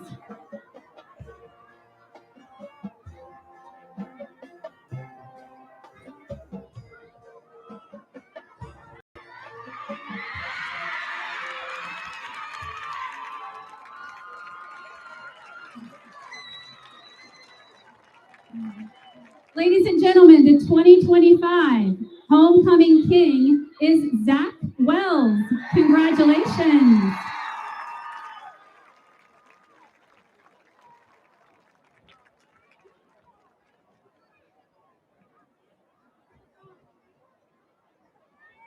The queen will be decided by the drawing of a red rose.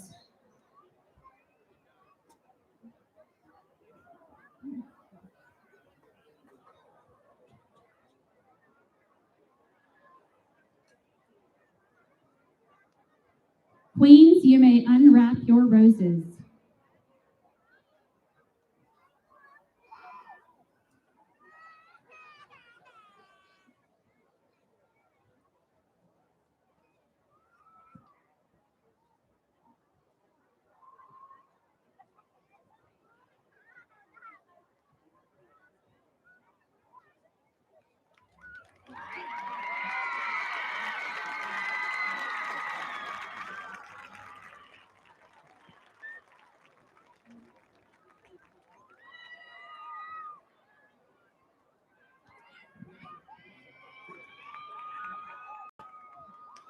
Ladies and gentlemen, the 2025 Homecoming Queen is Gracie Harmon. Congratulations.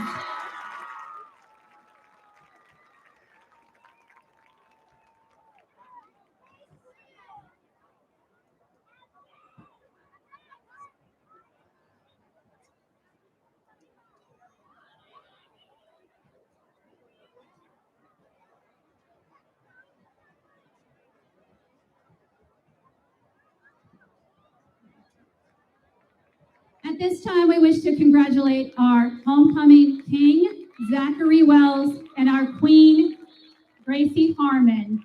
Congratulations.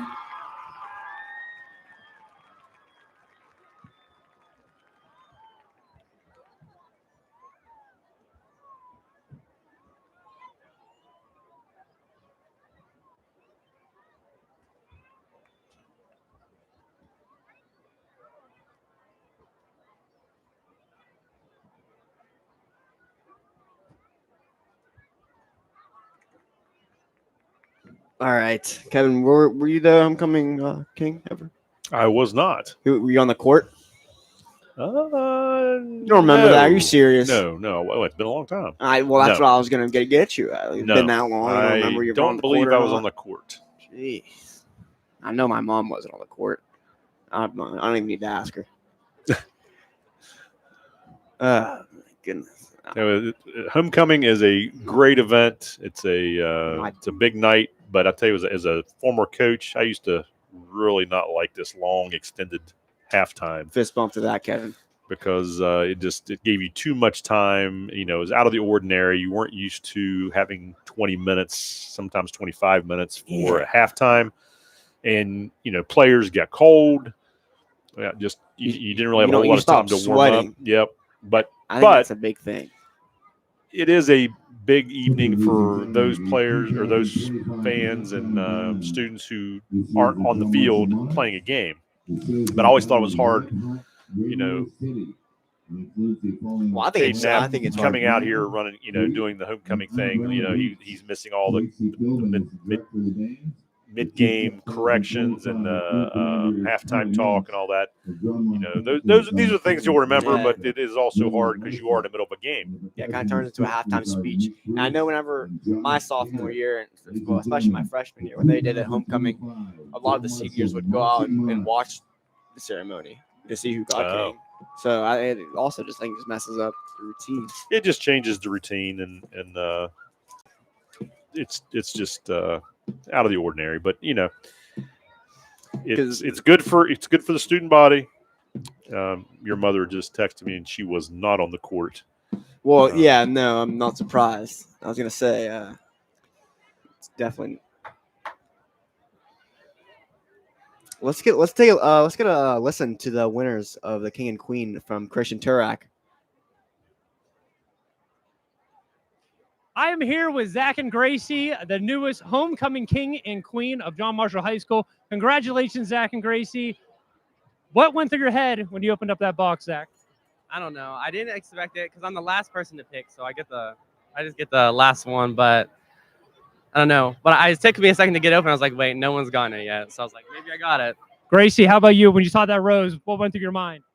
I was kind of looking over everybody else's because theirs was yellow, and I looked down this red. I was like, oh my goodness, is it me? It's really awesome. What is going to be your first act as king and queen? Have you thought about it? What's your first act, Gracie? No idea. No idea. Zach, you got to have some ideas here. I don't know, but I got to go play with my band. So Play with your band. Oh, okay. Well, King's got to get to his band. Congratulations, Zach and Gracie. It's been great catching up with you, and enjoy your reign. Back to you guys. I think Zach has got a great crown. I love the crown. Yes, I even left out, people, members of the band that go on the homecoming court. It kind of changes their dynamic. Exactly. All kinds of messed up dynamics when you go homecoming. Yeah, and it's like we'll be back after the short break. 2 minutes until the players coming on. Now we'll be back after the short break. Hi, I'm Coach Rich Rodriguez, head football coach, West Virginia Mountaineers. I make a lot of decisions as a head coach. You make a lot of decisions in life. If disaster ever strikes your home or business, make the right call and call Panhandle Cleaning and Restoration. I know these folks. They're great to work with. They're outstanding. They've served for over 50 years in the Mountain State. They'll treat you right. If you ever have a disaster, you ever need something fixed, call Panhandle Cleaning and Restoration. That's the team that Mountaineers will call.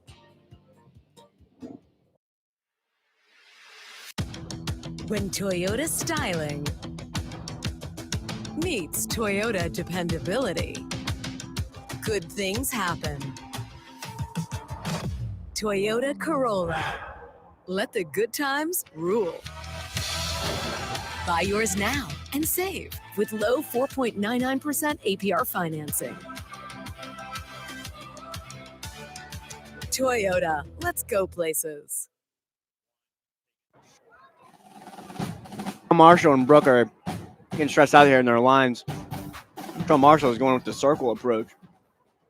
I don't really see that one too often. You usually see.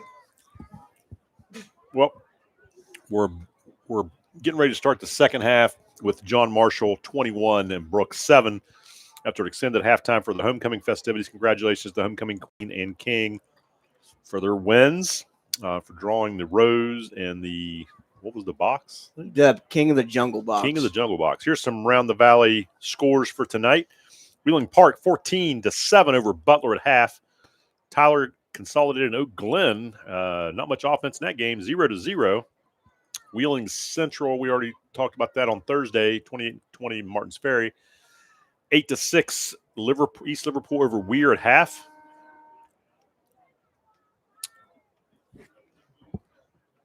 And we have a coach interview with Coach in Tarak, and let's see how to say down there.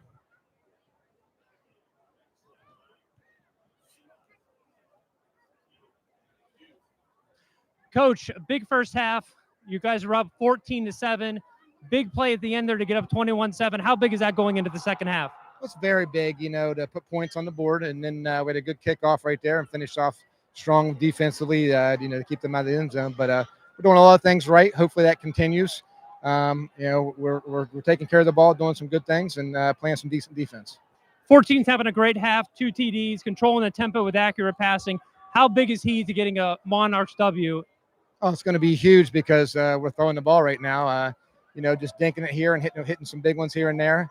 It's doing a good job taking care of the ball, and our line seems to be playing pretty well. We just got to keep it up. I mean, obviously 2 halves. We got 24 minutes left to go. Brooke was moving the ball with the run game a little bit there. Monarchs stopped them obviously. Any adjustments to make in that run defense? Coach Griff made some adjustments. We kicked an extra guy down in the box to help out a little bit. But we got to tackle. We're in the right spots. We just got to make some plays defensively. Thanks, Coach. Good luck in the second half. Thank you. Back to you guys. Well, that's a good take on halftime adjustments. He was talking about how he would, they went from a 3-man line. They put another guy down in the box for a 4-man line. That helped stop Brooke's running game. I think it's going to be critical to continue that this half. I'll be interested to see how Brooke makes adjustments coming into the second half. And back around the Valley, Cameron's still at 0. Monroe Central at 28. Magnolia 0. St. Mary's still at 0 for still the first quarter. Valley 8. Calhoun County 51. St. C 14. Indian Creek 0 at the half.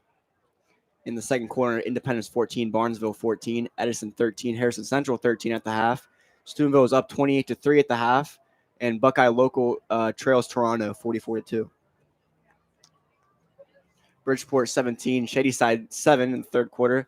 East Canton 14 and Buckeye Trail is 6 at the half. Bel Air 12 to Union Local 13 in the third quarter. Shenandoah 0 and Frontier 0 in the first quarter. How close is Shenandoah to like the Virginia border? It's pretty close, right? No. It's not? No. But they're Musselman. Musselman is about 4 miles from Virginia. That's what I thought. Shenandoah's in Ohio. They're right down. Right across the I was river thinking of Musselman because they're the Applemen. Yes. Musselman is between Martinsburg and Winchester. I was going to say. So what do you think, Quinn, going into the second half? What do you think Brooke's going to have to do to get back in this game? I think Brooke has to find a different way to move the ball downfield. I think doing this heavy set, in the back, doing the same, 5 run plays over and over again. I think John Marshall's starting to catch on, and like Coach Eater said, they made adjustments, and Brooke hasn't made adjustments to John Marshall's, counter to them. So I think it's going to be interesting to see how Brooke comes out in the second half to see if, I think you'll see some adjustments. Brooke's well coached. Just like John Marshall, clearly that gang but tackle. they're going to have to tweak some things and get themselves back into this ball game, and this drive right here that they're getting ready to start after this John Marshall kickoff is going to be critical to get themselves going here. If John Marshall can get a stop here on a 3 and out or not a very long drive, a short drive, then that's going to help them. It's going to hurt Brooke to get back into this game. No, I was going to say it looks like he's going to roll out of bounds, but that's a good return. Number 21 stays on his feet and he goes across the 50-yard. He could. That's number 21, Michael Gibson. He's still going. Not the fastest guy on the field, but I mean he got him great field position up to the 23-yard line. That was a great return. I mean, about as slow and steady wins the race. And that was slow and very that was steady. A very, very good return for Brooke to get themselves going. And here's a health plan replay of that kickoff. Look at that. I mean, he ran about 120 yards for that 60 he ran. You look at him go side. Oh, my goodness. He went side to side. He should have been going up. I mean, I actually don't know. He got good blocks. Missed tackle there. They got very lucky they didn't get a clipping call once or twice there. They were very, very close. Yeah, or what they call that? Chop block. QB lead for Brooke. And he's got space. He's going to the pylon. Touchdown, Brooke. Number 2, Ty Sparinger. Did he get in? They're calling him in. Pretty sure. Yeah, they called him in. So touchdown, Brooke. That was a way to get back in the ball game, Quinn. Yeah, 2 plays. Or no, 1 play. One play, 1 kickoff return. And Brooke is back in this ball game. Extra point to follow to cut it to 7. That's not what John Marshall wanted to see coming out of halftime. No, not at all. But it is exactly what Brooke needed. Yeah, I think that's a big momentum switch here. That is a big momentum. As they say, old Mr. Moe might have switched sidelines. Here's the replay of that offensive touchdown for Brooke. Brought to you by the health plan replay. It's the lead block. He just beats him to the pylon. He clearly gets in there. So John Marshall's got to respond.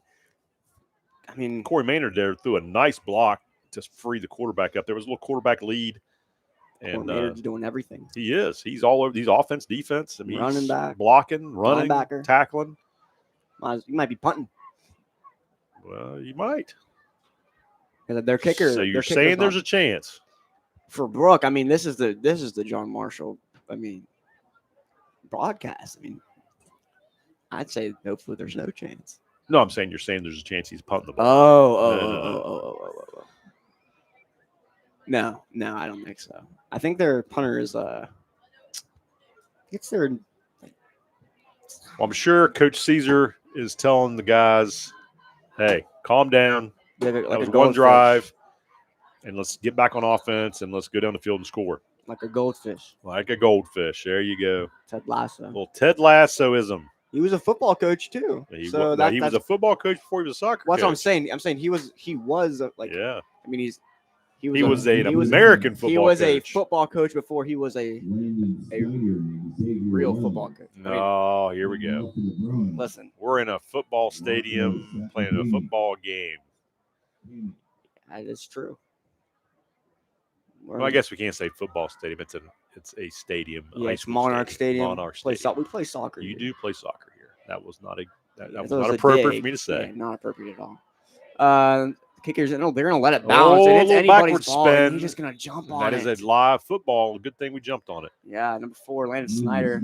John Marshall's going to take over on the 24-yard line. First and 10. Not the field position Brooke had. No, definitely not.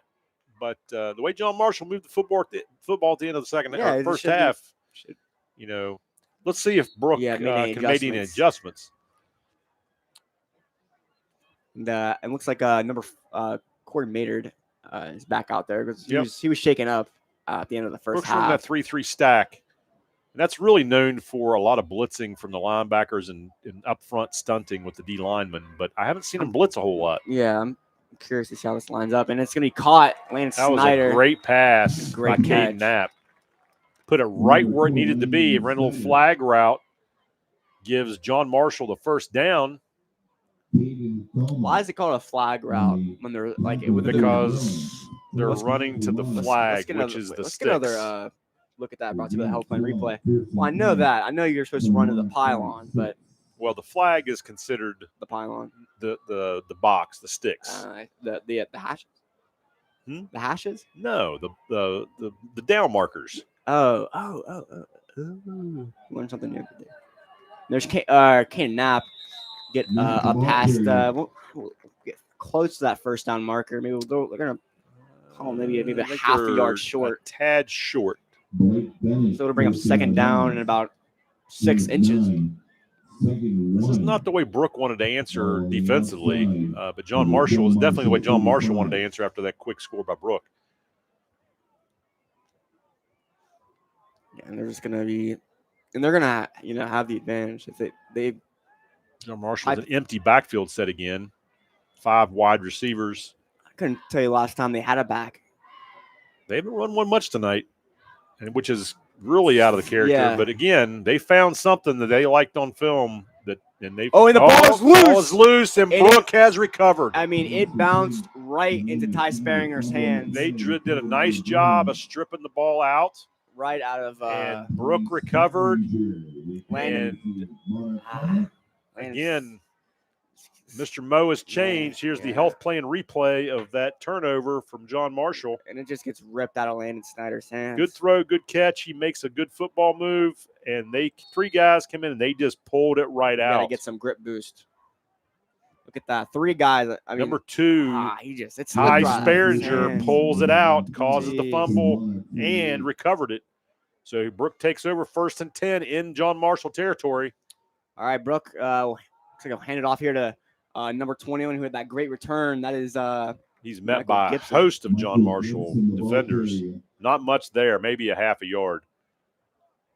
He kind of tiptoed up through the hole there. He's got to hit that hole a little harder if he wants to get some yardage. But John Marshall did a nice job there, gang tackling and shutting it down. They didn't give him anything. Still 2nd and 10. Well, that's what John Marshall needs. I mean, that was. They've got to slow down the momentum here. Brooks kind of reclaimed play that. Of the half. Yeah. So just like that, Brooke has kind of another quarterback lead. Down. That's what they scored on John last Marshall time. does a nice job of stringing he's gonna it out. Lose yards for sure. He's gonna lose about 2 there. 3. Looks like they'll lose about 2 and Be third and long here. Bruins side of 50. 3rd and 13 for Brooke. The Bruins. Puts them in a position not where they're super comfortable throwing the ball. Yeah, on that right hash, it opens up the left side of the field. Let's see if they take advantage of that. He's gonna step back to throw. He has a man, and it's short no, and incomplete. Touch the ground. He was short anyway, but he's incomplete. That will bring up a 4th down for Brooke, and they're bringing the punting unit on. So they will give the ball back. John Marshall did what they needed to do to get the ball back from Brooke. This is the health plan replay of that last play. See, I can see he was wide open. He just underthrew it a little bit, just shorted it a little bit. See this punt. This is number 4, Grant Yost. That's actually, oh, wow. He drilled that one low. And a little spin move as he takes it up to the sideline, and another hang tackle there all over him. So John Marshall dodged a bullet there, turned the ball over, stops Brooke on 4 straight plays, and 3 straight plays, and is getting the ball back. So here's some scores while we're waiting for the possession change. Monroe Central 28, Cameron 0. Magnolia St. Mary's tied at 0. Calhoun County 51, Valley 8. St. Clairsville 21, Indian Creek 0. Steubenville 28-3 over McDowell, 13-3 Central over Edison. Barnesville 14, Independence 14. 44-2 Toronto over Buckeye Local. Buckeye Local gets on the scoreboard. Back here in Monarch Stadium, Caden Knapp, the empty set again. Kane Martin in motion, a little jet sweep or touch pass, sorry. And they'll get about 9 there, maybe 8 or 9. Big gain on 1st down for John Marshall.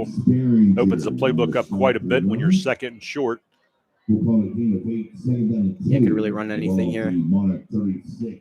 We still are 21-14. John Marshall with 9 minutes to go in the 3rd quarter.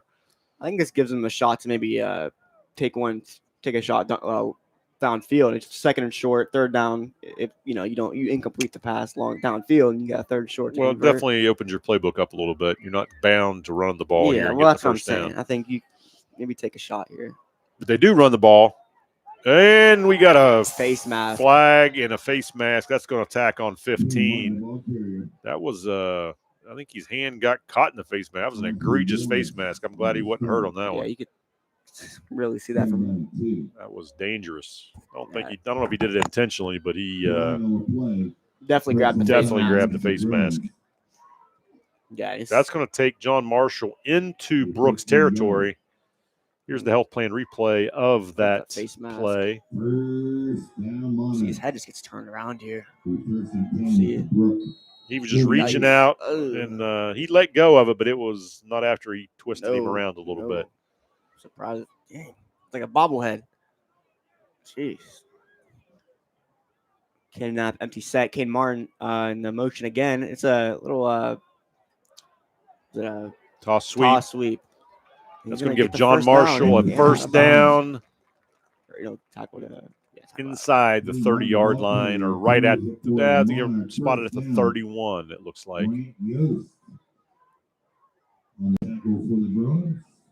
John Marshall has gained yardage in big clips tonight. Yeah. They'll big chunk plays. Big chunk plays. Yeah, that's a good way to put it.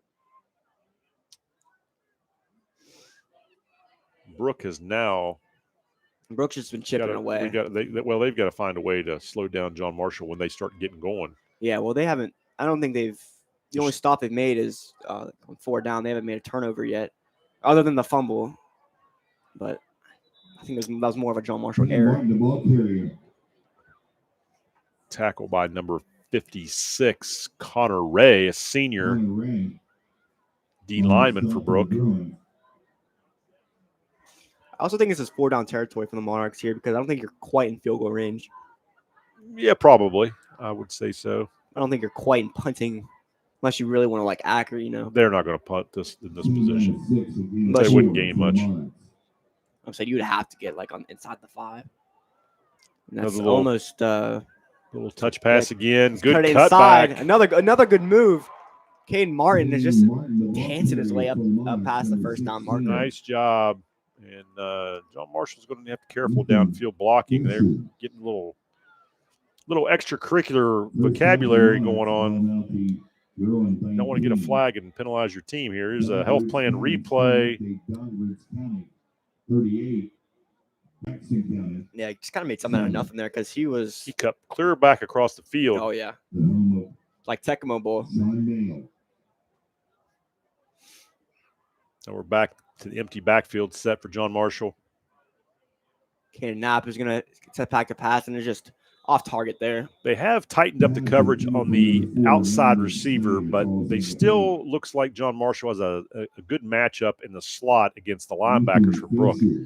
Still a little bit of a cushion. I think John Marshall has maybe realized Brooke doesn't have 5 cornerbacks. Well, the matchup that they're taking advantage of inside receivers, they're putting an athletic slot against a linebacker who might not be quite as fast. Their 5 best are nowhere to keep up with the Monarchs' 5 best. Caden Knapp will toss it out to Kane Martin, a one-hand grab. He's gonna be forced out of grab almost. I don't know if you can call forced call or still it's still a penalty. Still a penalty. Yep. Looked like a little bit of a horse call. Going to bring up 3rd down for John Marshall. You don't really see a horse collar. Now they could kick a field goal here. If it gets to 4th, this is not a out of the question field goal opportunity. No, that'd be about a 36. Yeah, 36. About maybe almost 37. Very doable. If I can do it, you can do it. Well, you could make that. Oh, I know. Oh. Okay, Knapp. 3 receivers out to his right. Oh, he had a man open. He's going to take it in, and he's going to give him the first down. That was a good decision by Caden. He takes the ball, and downfield coverage was pretty solid for Brooke, and he just took off running, had a lane. And saw Aaron Rodgers do that the other night, even though we didn't pick up the W. I know. Let's get a look at that. Old man Rodgers replay here. Ran a little bit. That first down. Good blocking up front by John Marshall. Be first and goal here. Number 55, Kyle Williams did a nice job there. I was watching his technique. Okay, Knapp. We'll give it to Dalton Cooper. John Marshall's in the Toyota red zone. Dalton Cooper, the ball carrier. Toyota red zone. You got it. Great news. Marcus Reed on the stop to the Browns. Do you have a Toyota? I do not. 2nd down and 5 and goal for John Marshall. Caleb does. I don't believe so. Could be wrong. Caden Knapp. Looks a little bit of like the Brooke offense. Brooks in their goal line defense, manned up on the perimeter. And they're going to get back to pass, and it's going to be caught.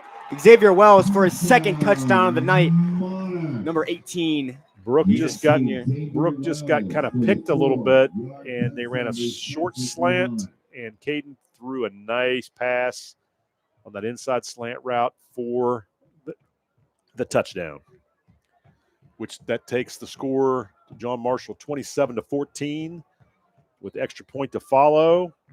Gives them that back. If they make this, they'll give them that 14-point lead back they had at half with 5:31 to go.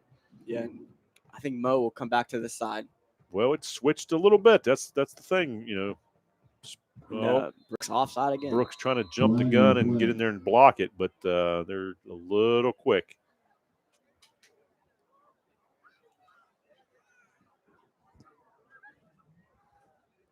And John Marshall's going to elect to decline and just kick it from the same spot.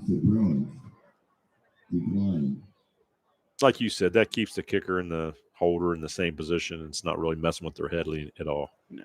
It does change the trajectory of the ball when you move up. Yeah, I mean, you have to kick it higher. Yep. Here's the health plan replay. That was a great catch by Xavier Wells. If you're watching the perimeter here, the outside guy just gets picked. He picked by his own man. They kind of crossed, and Brooke's own outside backer picked the corner and gave John Marshall a relatively easy pitch and catch there. Also, ladies and gentlemen, the personal injury law firm of Egner, Snyder and Associates is proud to sponsor tonight's game. Have you or a loved one been Here's injured? the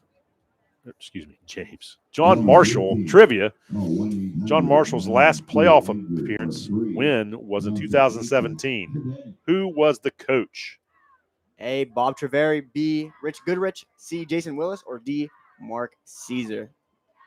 What's your guess? I don't think it was Caesar, so I'm going to say Treveri. I'm going to go B. Oh, B. You know why? Because you knew it. I made it. You made it. I made it. Well, that disqualifies you. No, Rich Goodrich led the team to a 42-35 victory. And that disqualifies you from playing the game. You knew the answer. You don't think people who own casinos? No, that's no. Your mom worked at a casino. You know that's she didn't not own rigged. she didn't own the casino. No, but listen,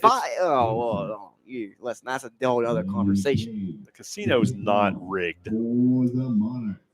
It is rigged in the fact that you're going to lose more money than you're going to make, but it's not rigged for certain people. Or maybe it is. Maybe you're just not that Good person. squib kick from John Marshall. And Brooke takes the ball at the 5.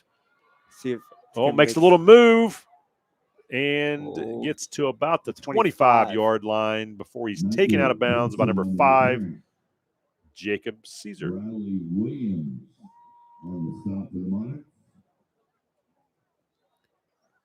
So Brooke comes out down 14 with 5:23 to go in the third quarter.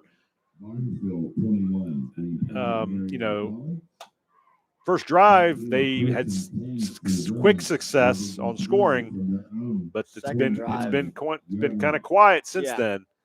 So, let's see which Brooke team is going to come out here. And John Marshall definitely wants to get a stop and continue to put points on the board and put this game out of reach. Yeah. I think you make this a 3-score game. You maybe put this game to bed. Risky tackle there by Landon Snyder. Getting close to that neck area. So Brooke picks up 2 on first down, brings up 2nd, 8.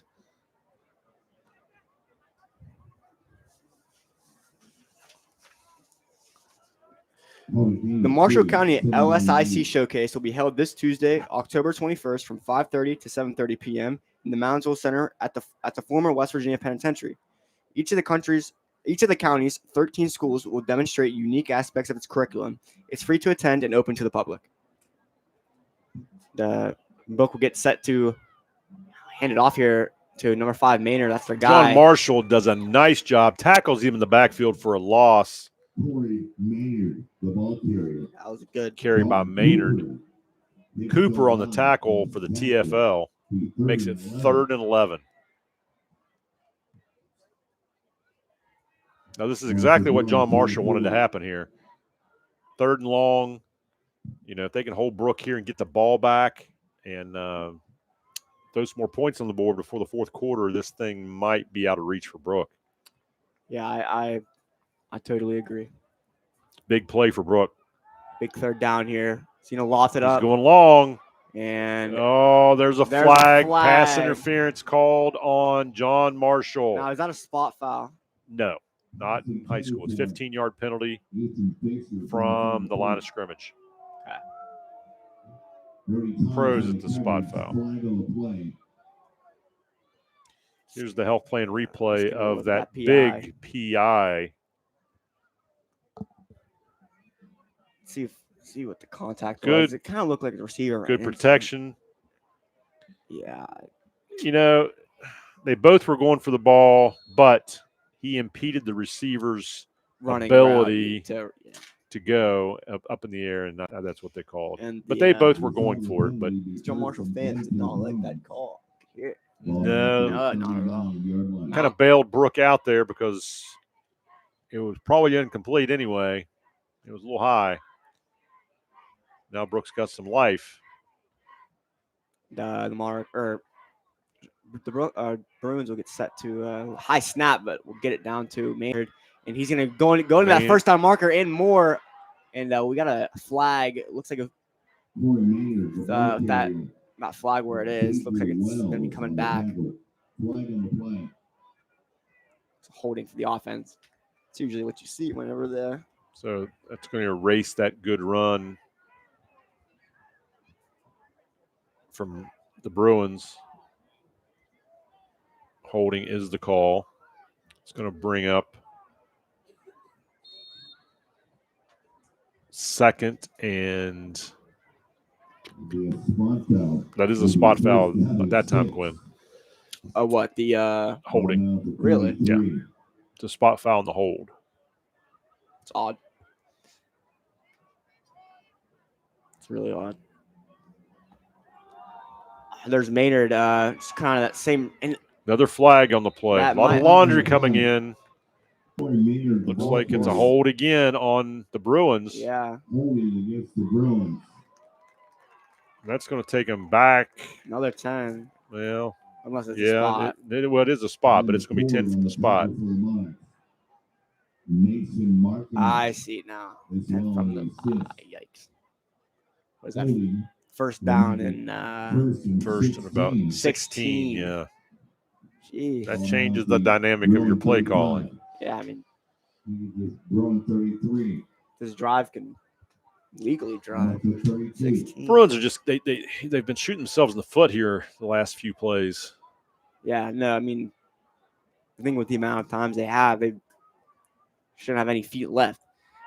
But she's gonna roll out. Marshall's bringing a little bit of pressure right here, and it's again, just can't find an open receiver. He's gonna bring up a second and long for Brooke. Springer's completion rate just continues to. Well, honestly, there was nobody open there. John Marshall's done a nice job in coverage tonight. I don't think I've seen like really a connection on field. Well, we've had a couple. Quarterback does a nice ball, but I'm not. Receivers have got to get open. Well, that's what I'm saying. Like, and the routes give John Marshall some credit. They've done a nice job in coverage tonight. They're playing zone coverage.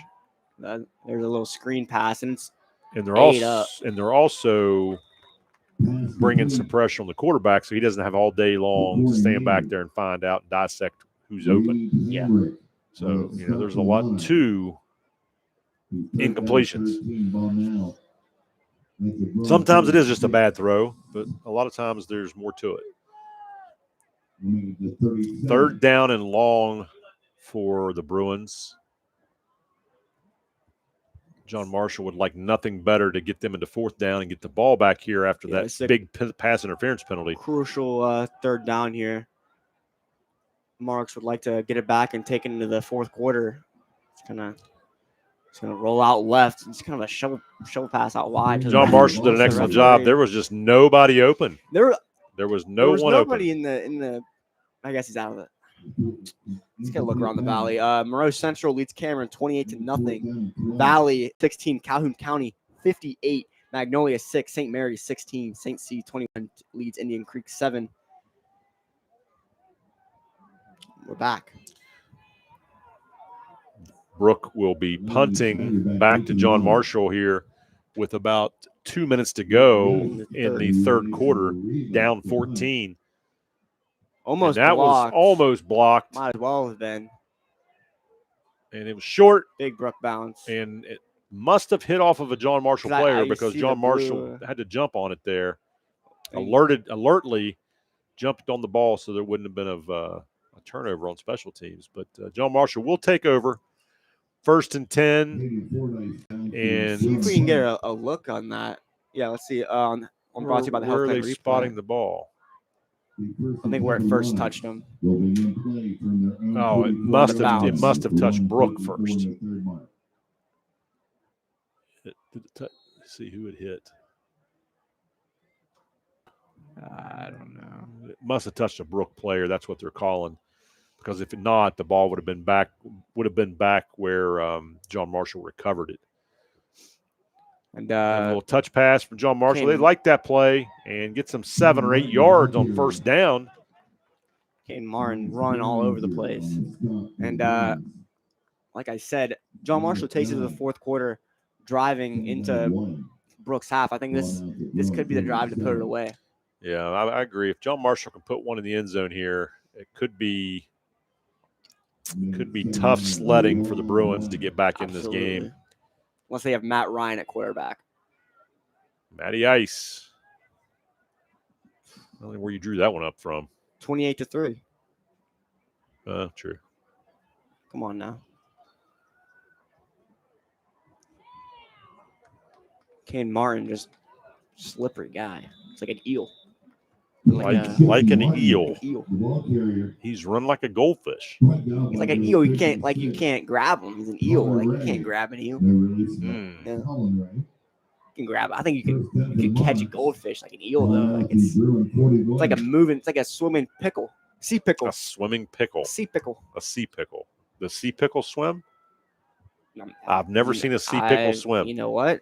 And you know how eels are born? Me neither. That's scientifically unfathomable. Anyway, Kane Knapp will toss it to Kane Martin. He's going to get out to the left side. He's going to, I'd say, try to stay in bounds. That was a late flag came in. It's going to be holding on John Marshall. I believe they got Zeke Young with the hold out on the perimeter, but that was definitely a delayed throw by the official. I thought he might have held, but he definitely didn't throw it right away. Here's the health plan replay. Yeah, and Monarchs are walking back, and it looks like that was look there at the bottom of your screen. Zeke Young, number 1 there. Well, you can't really see it. But he had him by the jersey, I believe, and then he let go late. But don't let that camera angle fool you. He was up to no good. He was up to no good. All right, it's going to be first and a mile for John Marshall here. About first and 20. They're going to take it. But the way John Marshall's running the offense tonight, I mean, they're throwing the ball down the field. This is not. I wouldn't be surprised if they just take it into the fourth quarter. I mean, they can. Yep, 5 seconds to go. They're going to run it out. I wouldn't see why they wouldn't. So John Marshall is going to go into the fourth quarter with a 28-14 homecoming night lead. With Monarchs 28, Brooke 14. We'll be back after this short break with more action live inside Monarch Stadium. I'm thankful I survived this crash, but I'm scared I may never get my life back.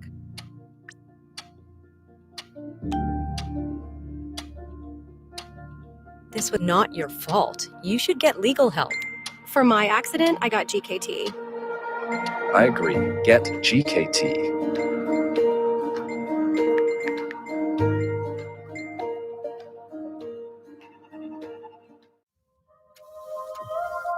Medicine. Here, it's more than a practice. It's a promise. To get you home sooner and get you back out there. To push the boundaries of what convention says is possible. To stop at nothing, no matter what. That's why medicine is in everything we do.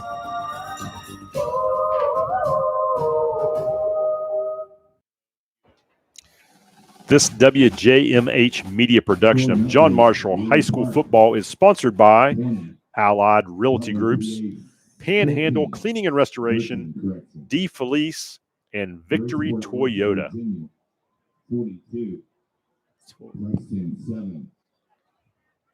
We are back here to start the fourth quarter at Monarch Stadium. John Marshall with a comfortable lead, 28-14.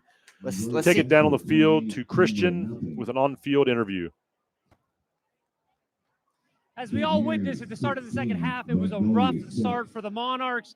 The Bruins ripped it over for a big kickoff return, scored a touchdown there. After that, the whole side of the field, silent, no energy, like the energy had been sucked out of this side of the field. After the Bruins got that fumble from the Monarchs, all of the energy shifted to that side of the field. It couldn't be completely different what was going on there. But of course, now what we see is there's all the energies on this side of the field. The Monarchs players are full of energy, excited, dancing around. They got all the energy, all the motivation. Should be a good fourth quarter. Back to you guys. Christian, thank you. A lot of energy down on the sidelines on this homecoming Friday night. John Marshall takes over first and a long ways. Yeah, we'll see if there's this much energy tomorrow night. The actual, Landon Snyder spinning around. First down, John past Marshall. the 40-yard line. We got a Late flag comes there. in late. Looks like might be a late hit on the Bruins. But while they're sorting that out, I'm just watching that play right there, Quinn. Again, John Marshall, Caden Knapp did a nice job of throwing to where the blitzer was coming from. The man came from the outside backer came to blitz him, and he threw the ball right to where he left. So that's whether that's designed or whether he's reading that, I'm not sure, but he did a nice job there. The Bruins just got a 15-yarder for a late unsportsmanlike hit. And that puts John Marshall down to the 29-yard line into scoring position. Not quite in the red zone yet, but getting close. Yeah, I'd say they're about in the yellow zone. They're in the orange. They're orange in the orange zone, yeah. There you go. And they're going to get a couple yards, maybe 2 yards there. Not much there. Brooke did a nice job. Kate Martin has kind of been the running back this evening. Dalton Cooper, usually the one we're screaming about, but Kane Martin has been the guy tonight, kind of getting the rushing yards or majority of the carries. Is Dalton injured, or is he? No, he's not. He ran in for a touchdown earlier. That's right. But I haven't seen him as much. Yeah, it's a completely different game plan, a completely different, I think, Monarchs offense and what we've seen. I was kind of expecting to see like the hard-nosed football, like running. That's exactly right. The little touch pass, they've gone to that several times. Yeah, and you're just gonna get tripped up. First down marker. Now they're in the Toyota red zone, and John Marshall is marching down the field, trying to put this game away. Also a panhandle cleaning and restoration first down. Got all kinds of things happening. Oh, Toyota red zone, panhandle first down, and a health plan replay. Our sponsors are getting all kinds of coverage. I know. Tell you what, we're lucky we didn't get a hold call right there. Got little grabby hands there on the perimeter. Gotta love the high school officiating. Well, they do a pretty good job, but they miss something. They miss. No, that's why I like it. I think that's great. I think the mistakes are what makes it human. Sometimes it's hard on the perimeter not to hold. This year marks the 20th anniversary of WJMH Media. The student-run broadcasting service of Marshall County Schools began in August of 2005. Under the direction of John Marshall class of 1995 alums Tony Wood, for the past 8 years, Carly McElhaney, John Marshall High School and WJH alum of class 2011, has been the instructor. WJMH Media, based out of John Marshall High School, has been connecting, entertaining, and informing the community for 2 decades. Thank you for supporting the students in productions for the past 20 years. What a great program at John Marshall that they have. You're very fortunate, Quinn, to be a part of that. Not all schools get to have that. And John Marshall. Yeah, and Dan, we got a late flag with a horse collar tackle on top of that. Put that on the kickoff. Or that's not on the kickoff. It's decline. Sorry about that. That was a dangerous tackle. Yeah, that was a horse collar for sure. But John Marshall, with that score, will go up at least 20, and to make this 21. That might put this thing out of reach, Quinn. Yeah, and here. If I'm not wrong,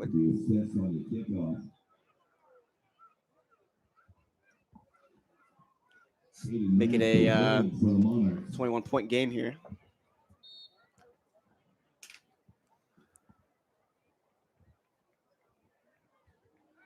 Charm also lined up for the extra point, and it is good. 35-14 with 10:25 to go in the fourth quarter. I think we're going to see a lot of passing from Brooke, and I think we're going to see a lot of running from John Marshall. The lion on the scoreboard is roaring. Oh, my gosh. Yeah, it is. As always, WJMH Media will present a live broadcast of all John Marshall home football games this season on our YouTube channel. And again, this year, we are excited to partner with WTRF, so you can also watch these games on My Ohio Valley. Tonight's game is the third of 5 and will return on October 31st when Point Pleasant visits Moundsville, and finally on senior night versus rival Wheeling Park on November 7th. Rival Wheeling Park. We need to get a fact check. When was the last time John Marshall beat Wheeling Park? I don't know. I think it's been a while. No, it's definitely been a while. Wheeling Park's definitely a little down this year. They have not. I'm not sure what their record is, but from what I've looked on scores, They've also got 1,000 more kids. They haven't had as much success this year as they normally do. No, all their players left. Like my buddy Amari Johnson, like he's down in Florida now. He's doing really well. Like they are taking the 15-yard penalty. They are taking the 15-yard penalty on the kickoff. John Marshall is elected to do that. Wheeling Park is 4-3. Yeah, I believe they're 4-3. We've got the information from our crew. So with this penalty on the kickoff, I'm expecting a big touchback here from Landon McCabe. Or from a coaching standpoint, you could pooch it up in the air and pin him deep. But he's going to drive it into the end zone. There it is. That's what he wanted. He wanted a touchback on his stats. Come on. That's also not this would have been running it up a little bit, but it's also not a bad opportunity to onside kick it there. No one expects it. Well, if you don't get it, you're giving the ball to 35. Yeah, it's not that big, so it's actually a good opportunity. But with the score being as it is, I wouldn't have done that either. If it was a little bit closer, I might have. If you're playing your biggest rival, I think you would have. Well, no. If we were only down, or if we were only up 14, I probably would have done it. But being up 21, that's a little. It's like I think it's on the border of getting. Yeah, probably not very sportsmanlike. Debatable. It's not over, but it's almost over. Yeah, I think if Joe Marshall gets this ball back and good. Yeah, they keep tackle for a loss. And that's gonna hurt Brooke because Reed Hamrick on the tackle. This is just gonna burn clock. 2nd and 14 for the Bruins. John Marshall is just pinning their ears back now and saying, and they can kind of smell the victory. Yeah.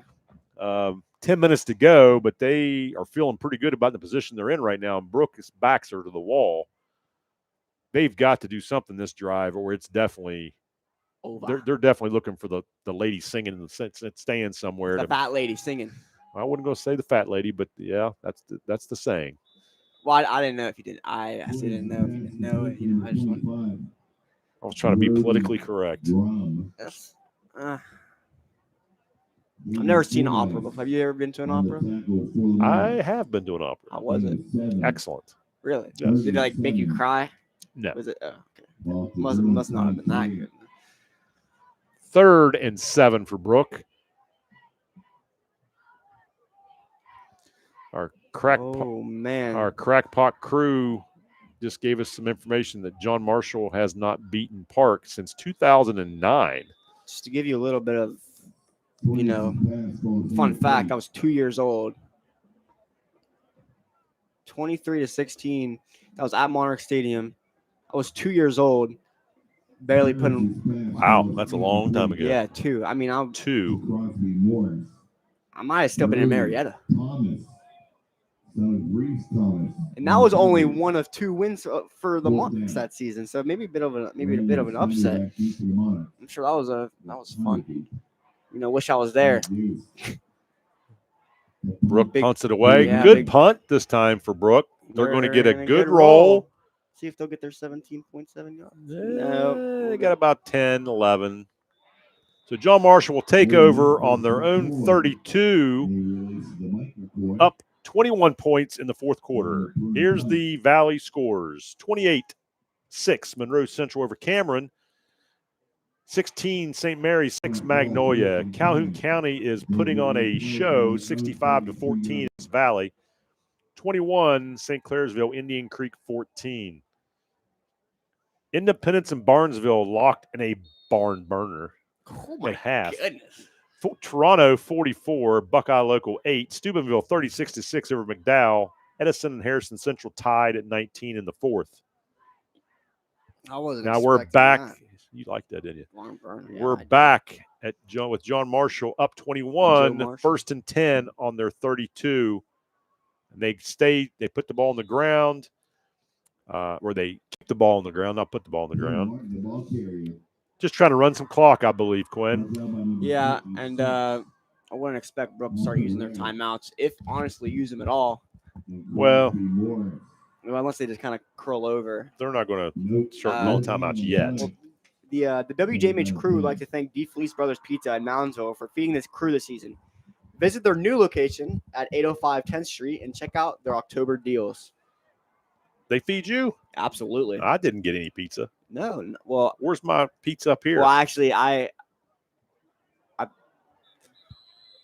going to have to talk to DeFelice. Oh, well, listen. Quinn loves I DeFelice gotta tell you a pizza. secret. I came home thinking you were home, thinking you were gonna have food for me. Oh. I had to get my mom to give me Wendy's. Oh, So I was my. gonna ride up with you. Well, I didn't know that. I was busy working. Yeah. Well, I know. Working harder. Working. I'm just kidding. All right, John Marshall, third down here, 3rd and 10. Okay, Knapp went back to his. They're gonna throw it here. Oh, he's going deep. Lofted up deep. He is Xavier open. Wells. Oh, he dropped it.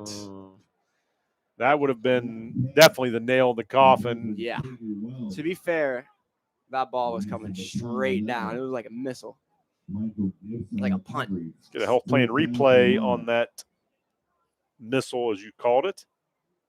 I mean, that ball was parallel with my eyes. That deep for the Bruins. Reed Hamrick, the punt for the Monarchs. Steps back and just immediately just lost it up. Had a little Hail Mary. Had a little more air on it than he needed, but it wasn't a bad throw. No. He just didn't focus. I think he was looking down the field before he caught it. Already a 4th down. There we go. Ball is kicked, and there's Look your at 17.7 yards. Lord. How about that? Number 50. They didn't have anybody back. They must have been selling out for the They block. did. I didn't No, they notice. did. They had number 21. They were expecting a 20-yard punt. Showing off that speed. Monarch punt at the 16-yard line of your 1st and 10 for Brooke. I think just very inconsistent on the punting. The public is invited to use the track and field from 4 p.m. until 7 p.m. every Sunday through October during Monarch Stadium Community Night. No pets are permitted. No Stella. No. Well, No. Pet rocks pet are rocks permitted. I don't have a pet rock. You don't have a pet. I have a pet Jeez. Stella. About Right now we have 4 about as pets in the intelligent. house. Thanks to your sister. They have the same intelligence as pet rock. Can you bring them? Correction of timeout. Bruins. Mama's Family Pet Locks. I've never Coming heard from our that. JMU crew. I've never I heard watched Mama's Family growing up, and I don't remember that. But I will take your word for it.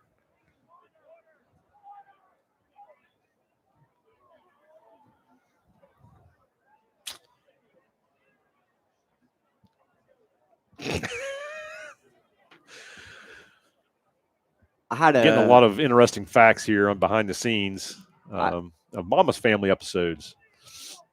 All right, so Brooke will take over 1st and 10 on their own 16-yard line, looks like, with 7:55 to go. Throw number 14. Completed pass there. He's going to go towards, he's going to stay in bounds. Need to get out of bounds. Brandon McCabe with the tackle. That's my kicker right there. They're going to spot it about 2nd and 4. Clock's running. Yeah, Brooke's going to go with a little hurry up here. Yeah, Brooke at this point is going to have to throw the ball if they want to have any shot at getting in this game. And they've got to try to get out of bounds. Save these timeouts. They've only got 2 left. They're changing formations left and right. That's hard to do when you're trying to save clock. Especially number 14 is wide open. He is wide open, but that ball had too much air and threw it out of bounds. Gave John Marshall enough time to come over. Hold down B, bullet pass. 3rd down.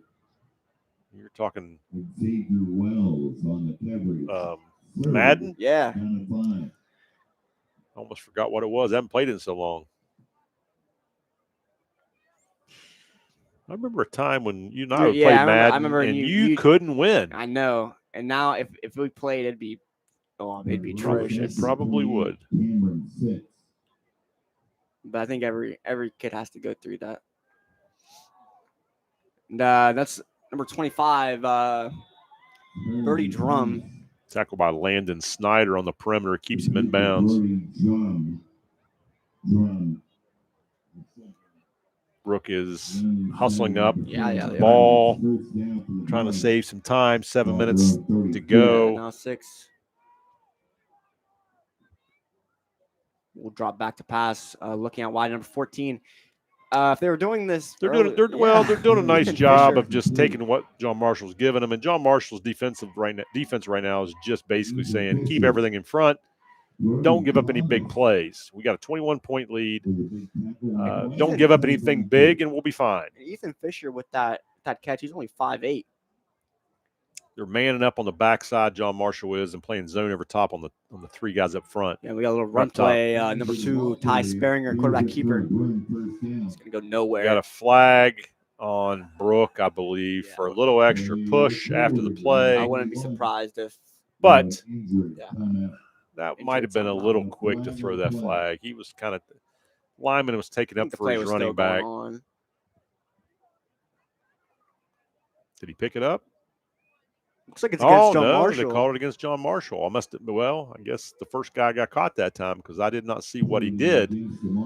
But one of the Brooke linemen was not happy about what was going on, and he gave a little shove, but it must have had something to do with what John Marshall did there. So that's not what Coach Caesar wants to see in a game like this where you've got a 21-point lead. No, that's when you make him get on the goal line.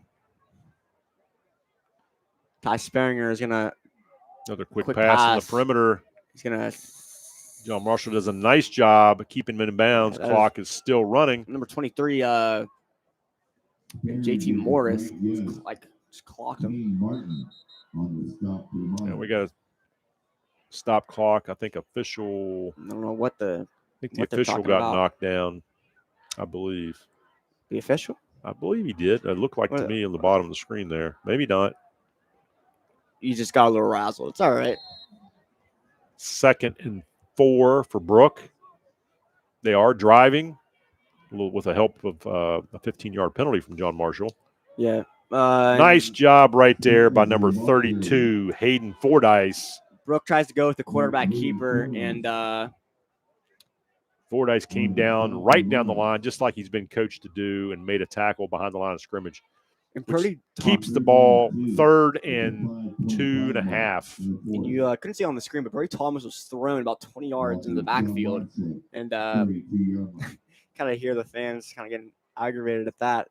But allegedly part of the play. Ty Sperringer is going to throw in deep here, and he jumped way, way too early. The Bruin receiver just mistimed his jump. He jumped before the ball got there.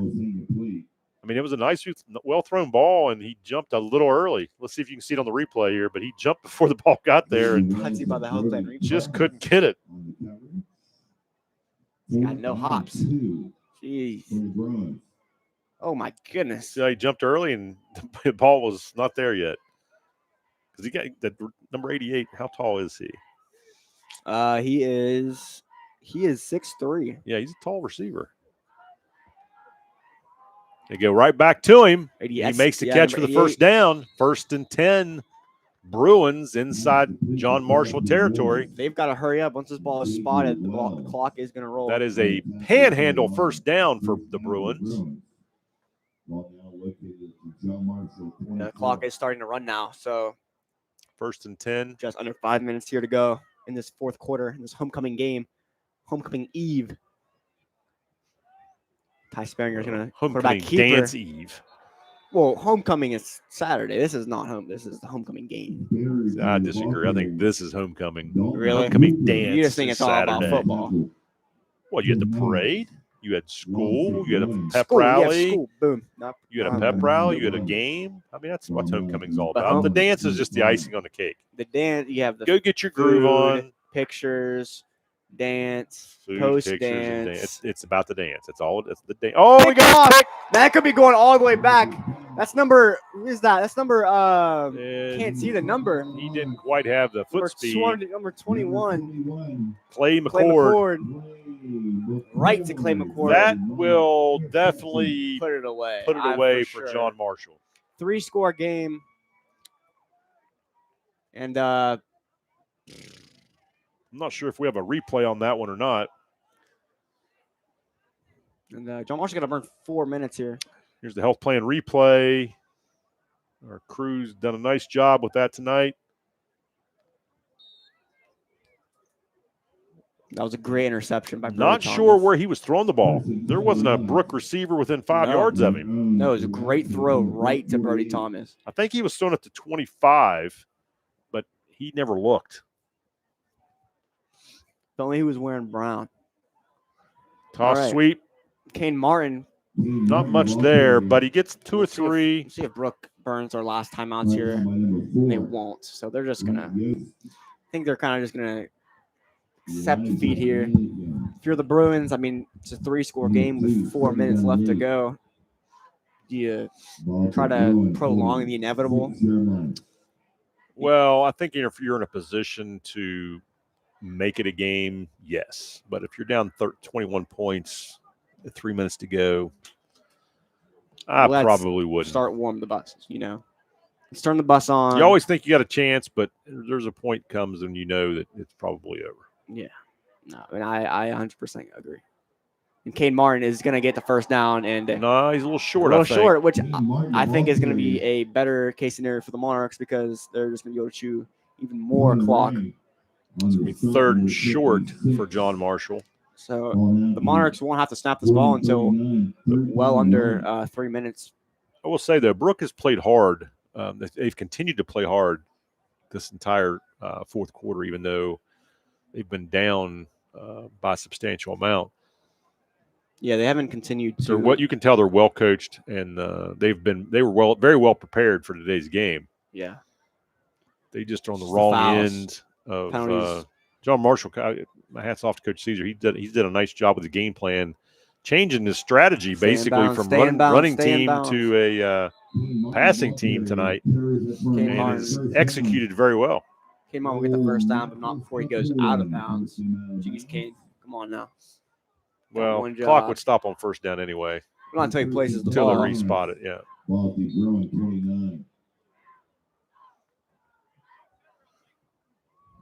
All right. I mean, I could be wrong. 2:34. Is that not? I don't know if that's it or not. What? If they have enough, if 4 plays, 40 seconds, 4 times 4 is no. So they don't have enough. No. So they have to get one more first down to really put this game away. And Xavier Wells looks like there's going to be a whole flag. 3 flags. Jeez, a lot of flags. I believe this one might be coming back, folks. If it's not coming back, it's going to be offset. I don't know. There might have been 30 holds there.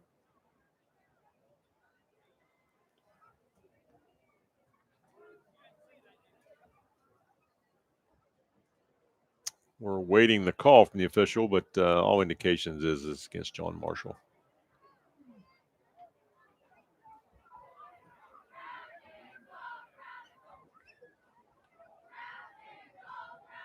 It's a new chant. Brown and gold, brown and gold. I cannot stand the brown and gold. It's brown. I cannot. The brown. If it was purple and gold, like royal, It's your school colors.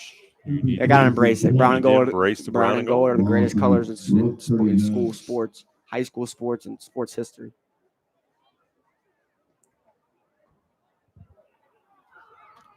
Okay, Napa.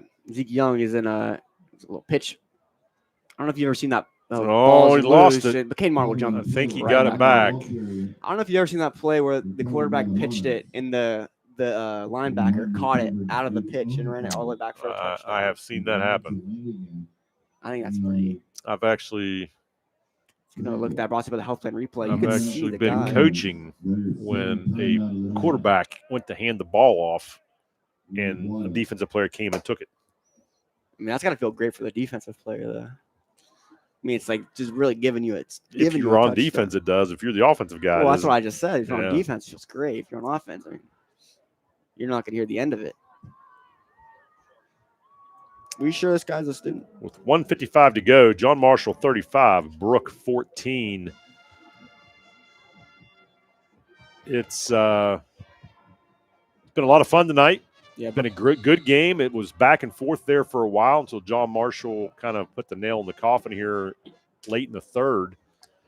But been a great night for football. We've got a really nice crowd here at Monarch Stadium. The Bruin fans traveled in they had from a a great little crowd. north of us and had a good crowd. Our band. And they've been very classy. John Marshall has had a classy-ish. John Marshall's had a good homecoming Stay festivities. in bounds. Come on now. We got a late flag. It's gonna be a late hit. That was a late flag for a late hit. Not really sure what the going out of bounds mindset's about. What do you mean? Joe Marshall was trying to run out of bounds, not stay in and take as much clock as possible. Oh, I see what you're saying. Yes, that is a good point. They should have. Did you see last night in the Steelers game? They gave him way too much. Well, yes, but the Bengals got a long pass, or I can't remember if it was a pass or a run.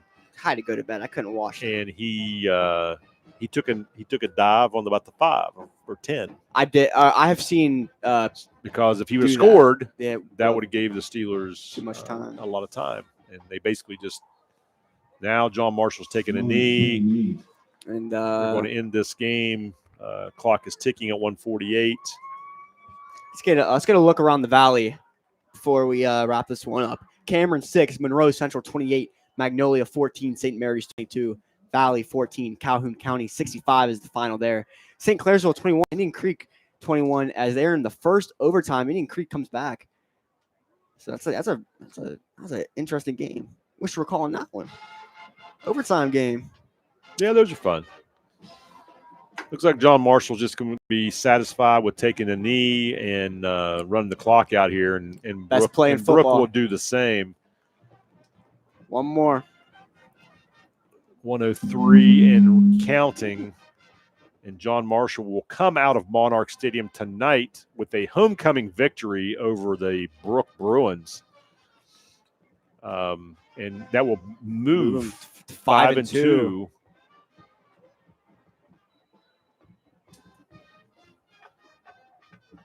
Third down and 12. One more. I think this is. And I think the Monarchs have got to continue on this. I don't want to say what this does is it guarantees John Marshall a non-losing season. Well, that's what I was going to say. Which is a big deal. You know who getting also, to 5 victories. You want to know who also does not have a losing season guaranteed? Boys soccer. Boys soccer. You guys will be John Marshall boys soccer will be playing next week next Tuesday in the regional quarterfinal against playoff North game. Marion. Please send your thoughts and prayers.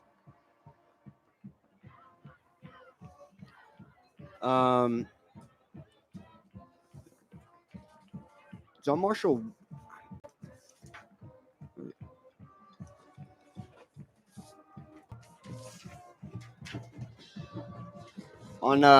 Speaking of upcoming events, other than the very important one on Tuesday, the regional soccer game. On Saturday, October 18th, JV football will be at Brooke at 10 a.m. So they've got a long day tomorrow with the homecoming dance. The dance tomorrow is at 7. On Sunday, we have community night at the stadium. On Monday, October 20th, is JV and varsity volleyball. It's a tri-match at Morgantown High School. On Wednesday, the freshman football is playing Parkersburg at Monarch Stadium. And then on Thursday, JV and varsity volleyball is playing against Weir at Monarch Fieldhouse, and that's senior night, so make sure to show up for that. And on Friday is we're back here against Fairfield varsity football is at Fairfield Union next week. Apologize. So they'll be away next week, and the Monarchs, if I'm not wrong, they just went off. They just had a bye. They just had a bunch of away games. So it's back to another away game next week. Getting their miles in. John Marshall is going to be riding a high going the next week after this big win on homecoming. Absolutely. And I know Coach Caesar's going to be very happy about this one. They're going to enjoy it tonight. If I was down there and as a coach, I'd be saying enjoy this win, and then coming in Monday or Sunday or Saturday, whenever they're going to practice. Like would you be going like that? I'm not sure what he's doing, but he's fired up, and that's okay. They need to carry this momentum into the playoffs. Well, they got a little ways to go before they get to the playoffs. Well, that's what I'm saying. They need to carry this momentum. Let me rephrase that. They need to carry this momentum so they can get to the playoffs. There you go. Sorry about that. There you go. We got a few weeks here before the playoffs start. Because I don't remember last time. One game at a time, one day at a time. Because they want to say last time Monarchs made the playoffs. I think it was 2020, the COVID year. We're not counting that. COVID year. I mean, geez. When you haven't made it in a while, you count it. Yeah. Well, but John Marshall definitely has had a good season so far, and hopefully they will continue their success throughout this season and get a few more wins here under their belt that will propel them into the playoffs. And if they get to the playoffs, it'll be the first time they've been there in a while. So I'll say, and Brooke, I'll take my hat off to Brooke. They were very well prepared tonight. They just came out on the short end of the stick a little bit. Yep. But they're very well coached, and wish them good luck in the rest of the season, where they still have a shot at getting to the playoffs as well. They got to get a few more. They got to get a couple more wins. They've got to win out. But definitely a class group of individuals and coaching staff over on that sideline.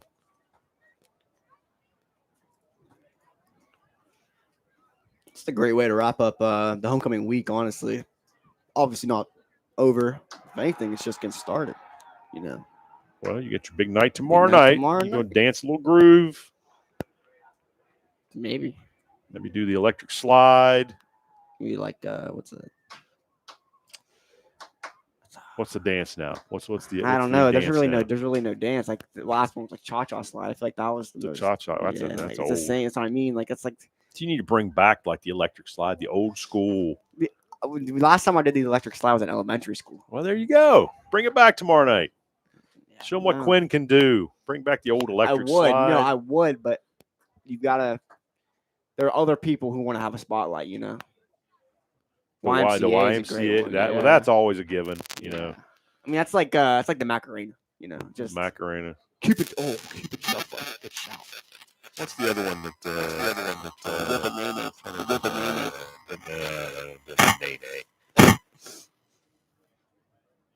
Running Man?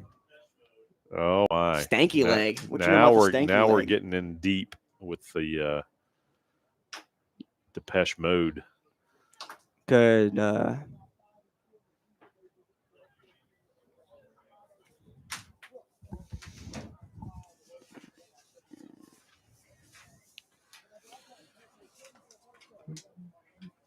We are going to be going down to the field here shortly with an interview with the coach.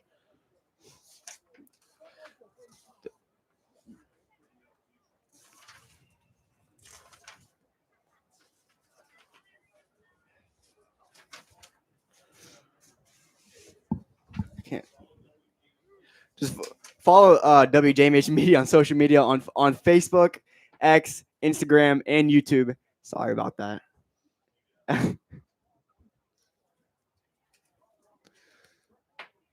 Did you ever figure out why they changed it from Twitter to X?